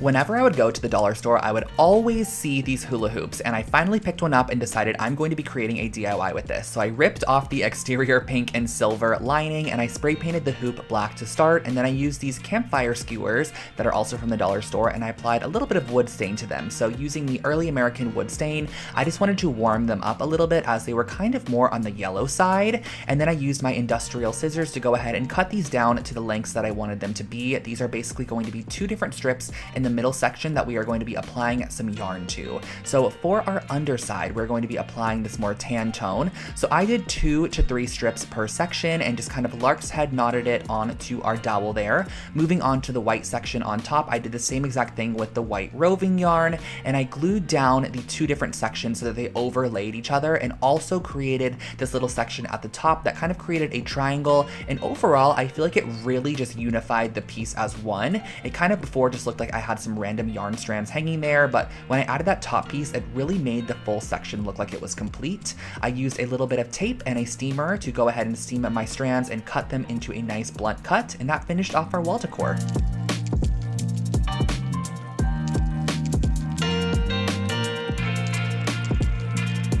I absolutely loved the way this wall decor piece turned out. It was so freaking cute. So I went ahead and started off by taking this little balsa wood piece that I got at the craft store, and I cut it into a 2-foot long section. So using my saw, I cut that down, and then I went ahead and I cut a ton of pieces of macrame cording at the same exact length. I believe for this project, I cut them to about 4-foot long sections, but you can totally alter it as you would like to. And using some hot glue, I went ahead and started placing down my strips. Now you're going to want to figure out how many strips you want to have in your first section, because we are then going to be transferring them over to the opposite side and gluing them down. So you're firstly going to want to figure out how long that section of macrame glued down is. It was about 10 inches, so I measured in 10 inches on the opposite side, so I knew where to start gluing down, because you're going to want to basically start with your first strand that you glued down, glue that first strand down to your 10-inch marked section on the opposite side, and continue along. Once you have them all glued down, you can actually bring this over to a dye bath and give it a nice dip dye. So I started off with a light color, kind of dipping it all the way in, adding a bit more dye, dipping it partial way in, adding a little bit more dye, and then dipping it a little bit of the way in. And then once you are fully finished with this piece, you can let it dry, and that finishes off your ombre macrame wall decor.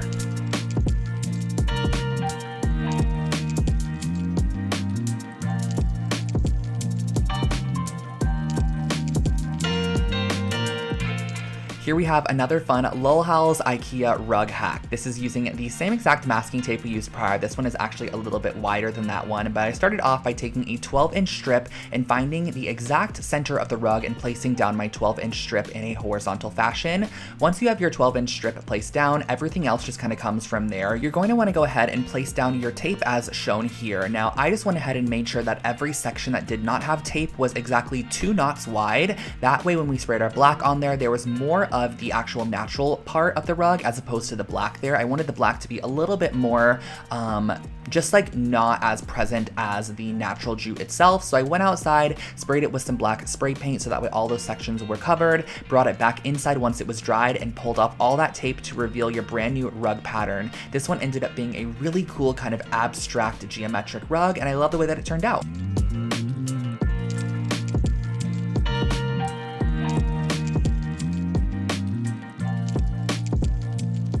This was actually a project that I created out of need for this specific piece. I really wanted a cement tissue box holder, so I decided why don't I go ahead and create my own. So I went ahead and I mixed Mod Podge with cement mix. So my reasoning behind this was I felt like if I was just go ahead and mix up the concrete as you normally would with some water, it would probably just fall right off the exterior of our tissue box holder. So I went ahead and I mixed it up with Mod Podge to kind of create more of a pasty glue material, which I was then able to brush on top of this raw wood box, which I found at Michael's craft store. So I went ahead and I started by painting a generous coat of our cement paint on the outside here. I think this is a really great technique too, because you can really give anything a nice cement coat finish, like whether it be a table lamp or something thrifted, you can actually give it a pretty decent cement coat with some Mod Podge and some cement powder. Just let it dry and you're good to go.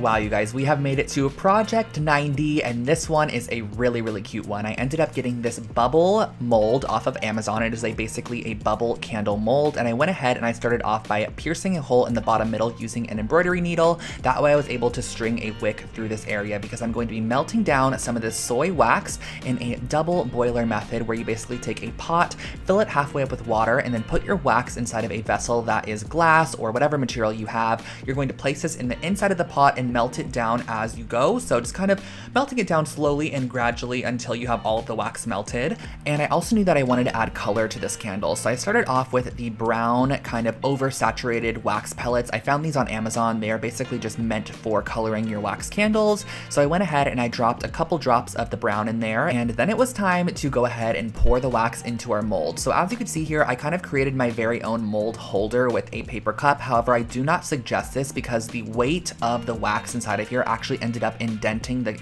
underside of that cup into our candle. So as you can see here, I went ahead and I applied a clothespin to hold the wick in place. I let the wax fully cool, but as I took this one out, I love the color, by the way. It's like a deep caramel color. As I took it out, you can see that all of the top ball edges just kind of got indented. So I ended up making a second one a little bit lighter in shade, and this one was perfect. I love the way that these candles turned out.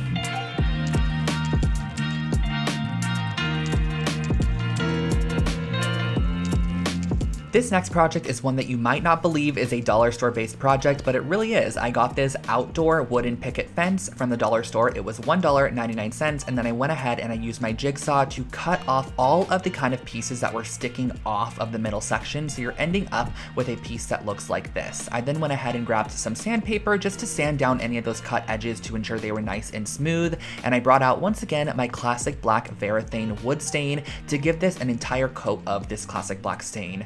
Now, the thing I liked about this piece in particular is I think it had a finish on it, so it kind of didn't soak in some of the stain, but it allowed you to see some of that wood grain a little bit better, which I loved. So I soaked this piece of raffia cane material in water for about 20 minutes, and then I cut it down to the width of our piece. I'm going to be stapling this to the back side so that you can actually see that woven cane through the little openings on the front side. So using a staple gun, I stapled all the way across the bottom there. I then pulled it taut and stapled across the sides and across all the little middle posts as well.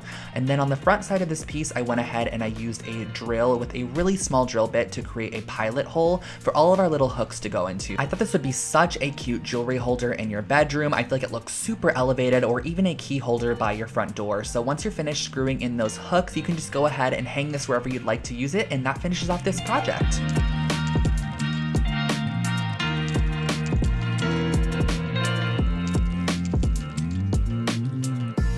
This is a really fun kind of artistic, artsy hack on upcycling old prints that you might not like anymore, or old art in general. This is also a great way to take thrifted art and just make it look so much more interesting. So what I actually did was taking the entire art piece in the frame itself, I went ahead and I taped off a diagonal section and then taped off any area that I didn't want my spray paint to hit.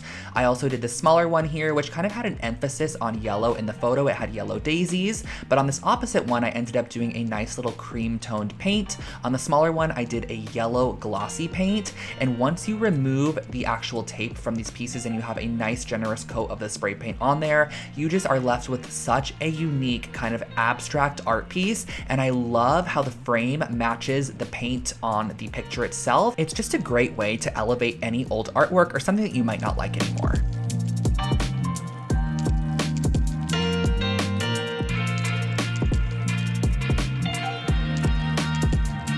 For our next project, I wanted to share with you guys how to make some really cute cement or concrete planters. So I started off with some of this cement mix. Now this is not the cement mix I currently use. This one has so many large rocks in it. I actually suggest getting the pre-sifted cement mix that comes in the tub from Lowe's or Home Depot. And what I ended up doing was just mixing this with water and turning it into the consistency that I want it to be, and then pouring it into a foam cup, which is going to be the mold for our planter. Now pressing inside of that foam cup, I am applying a little kind of solo shot glass, which you're going to want to weigh down with a couple of rocks or heavy stones. That way it sits in the middle of your cup and allows it to dry, and this is going to be the mold base for your piece. So once it has fully dried, you could remove that inner solo cup. You have your little place that you're now going to put your plant inside of, and you can also cut away the foam cup from the exterior. I can definitely say that foam cups really create a beautiful mold for any project. It's very, very smooth in the end, and I like the finish that it gives. So sanding that top rim just to kind of give it a finished off look.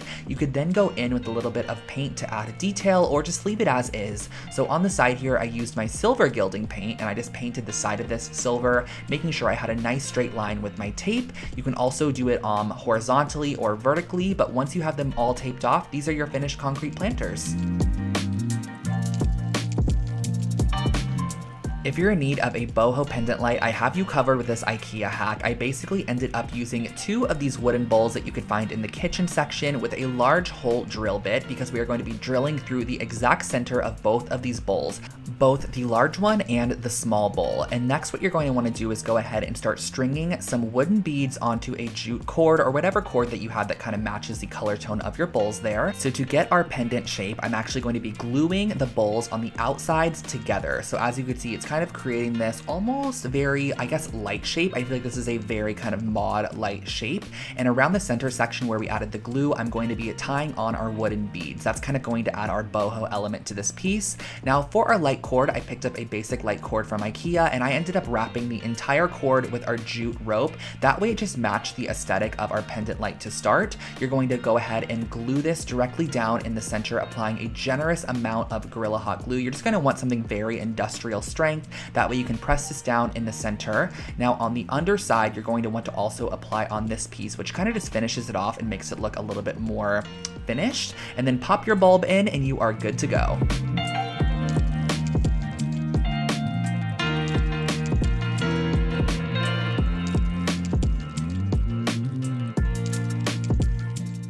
This is my first time ever trying punch needling, and it was so much fun. I loved it. I basically used an embroidery hoop with some monk's cloth, which is the proper material you're going to be needing for punch needling. I cut away any of that excess on the outside of my embroidery hoop, and then I went ahead and started to draw out the design that I wanted to go for. So I kind of wanted something a little bit abstract, a little bit geometric. This was my first time, so I didn't want anything too complex. And using my punch needle tool, which you could find these on Amazon, you're going to string through the yarn of choice that you're going to go with, and start with the outline of your shape first. So I went ahead and did this larger half circle shape with this orange color. I did the outline and then I filled it in on the inside. Now what I can give you tip wise for punch needling is just to make sure that you punch all the way down. That's what's going to create the loop on the opposite side, and make sure that none of your rings come out as you go along. So I went ahead, I did the white middle section. I also added this little tan section, and then I did a yellow border all the way around the exterior, and then I filled in the white with the yellow as well. And then once you are finished off, you can cut away any of that excess monk's cloth on the back side, and that finishes off your wall decor piece.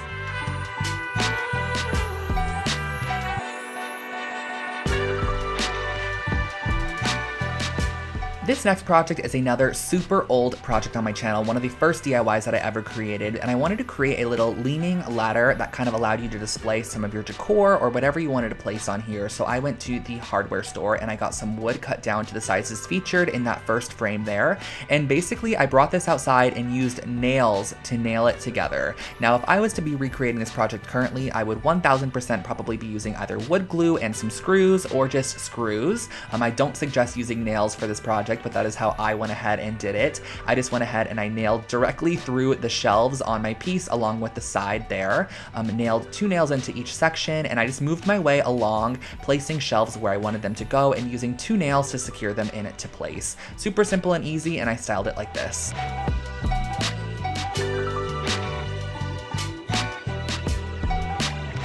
Neon signs are super funky and fun in home decor, however they can be pretty expensive if you need one custom made. So I wanted to share with you guys how to kind of create your very own makeshift neon sign, which I think would be a great Christmas gift for someone or birthday present or just piece for your own bedroom.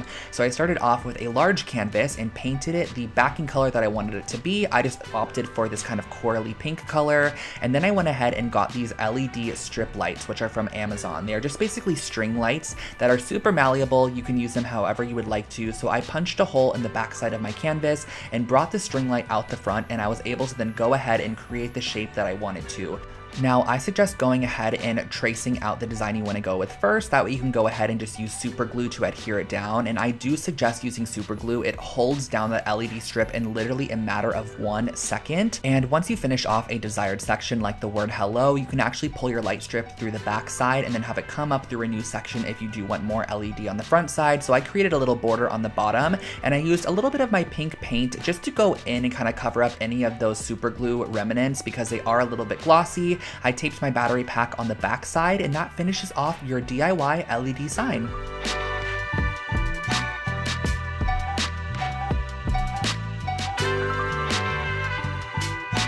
Here I have another fun dollar store project for you guys. So I found these little plant pots at the dollar store. They're basically just like the pots that would essentially be used when plants are first starting out. You kind of grow them in here and transfer them into soil. So I ripped them all apart, and I'm going to be boiling them down in some water. This literally looks like beef. If you guys watch the full tutorial of this project, I talk about how it looks identical to roast beef, and that is basically what it is. But we are going to be using a mixer here to mix it up in a bowl and break down all of our paper fibers, because what we're going to be doing is creating a paper mache bowl using some joint compound and some Elmer's glue. So mixing that into our material to start, which is basically our broken down paper fibers that is all heated up. We're going to want a nice mushy material. Next, you're going to want to go ahead and find some form of mold. So I found this large IKEA bowl. I used some oil on the exterior of it and also added some cling wrap on the outside as well. That way our piece would not stick in the end and it would just nicely come off. So scooping a large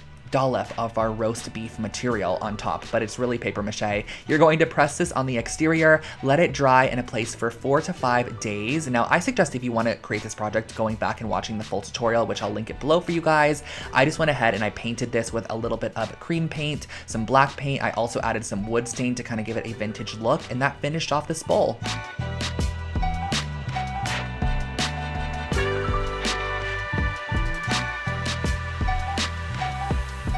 Project 99 is another oldie but goodie, you guys. I'm going to share with you how to create a cute little jewelry holder using some cement mix. So starting off, I'm mixing up my cement as I normally would with some water to create the consistency that I want to go for. I am then going to be pouring this about 3 inches deep into an oatmeal container. You can really use whatever you want for this project, but I found the oatmeal container worked perfectly. And as you can see, the next step is I'm going to be placing in a paper mache cone, which I'm going to press down into my cement mixture. That way, once it fully dries, it's kind of sealed on the inside of the cement and you can pull it away, and you're going to have your paper mache cone just stuck down in the middle there. Using a little bit of sandpaper, I went ahead and sanded down the edges to make sure that they were nice and clean. But this is how I created a really cute like bracelet or ring holder for your bedroom.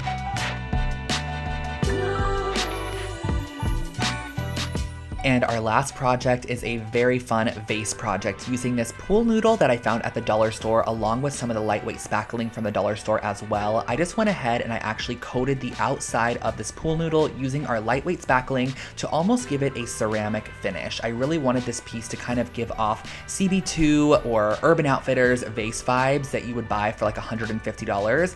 Now, I went through so many processes of spray painting this piece. I started off with black to start, and I was honestly not a fan. So then I went in with this stone finish spray paint. I sprayed this on there, gave it a generous coat of the stone finish, and once again, I was not the biggest fan. It kind of just had this odd colorway to it, and the black wasn't fully coated. So then I brought it inside and I used some white acrylic paint mixed up with a little bit of tan acrylic paint, mixed that together, and then I fully coated my piece with this paint, and I loved the way that it turned out. It totally finished it off and made it look like a really funky retro vase. You can pop some florals on the inside, and that finishes off your vase project.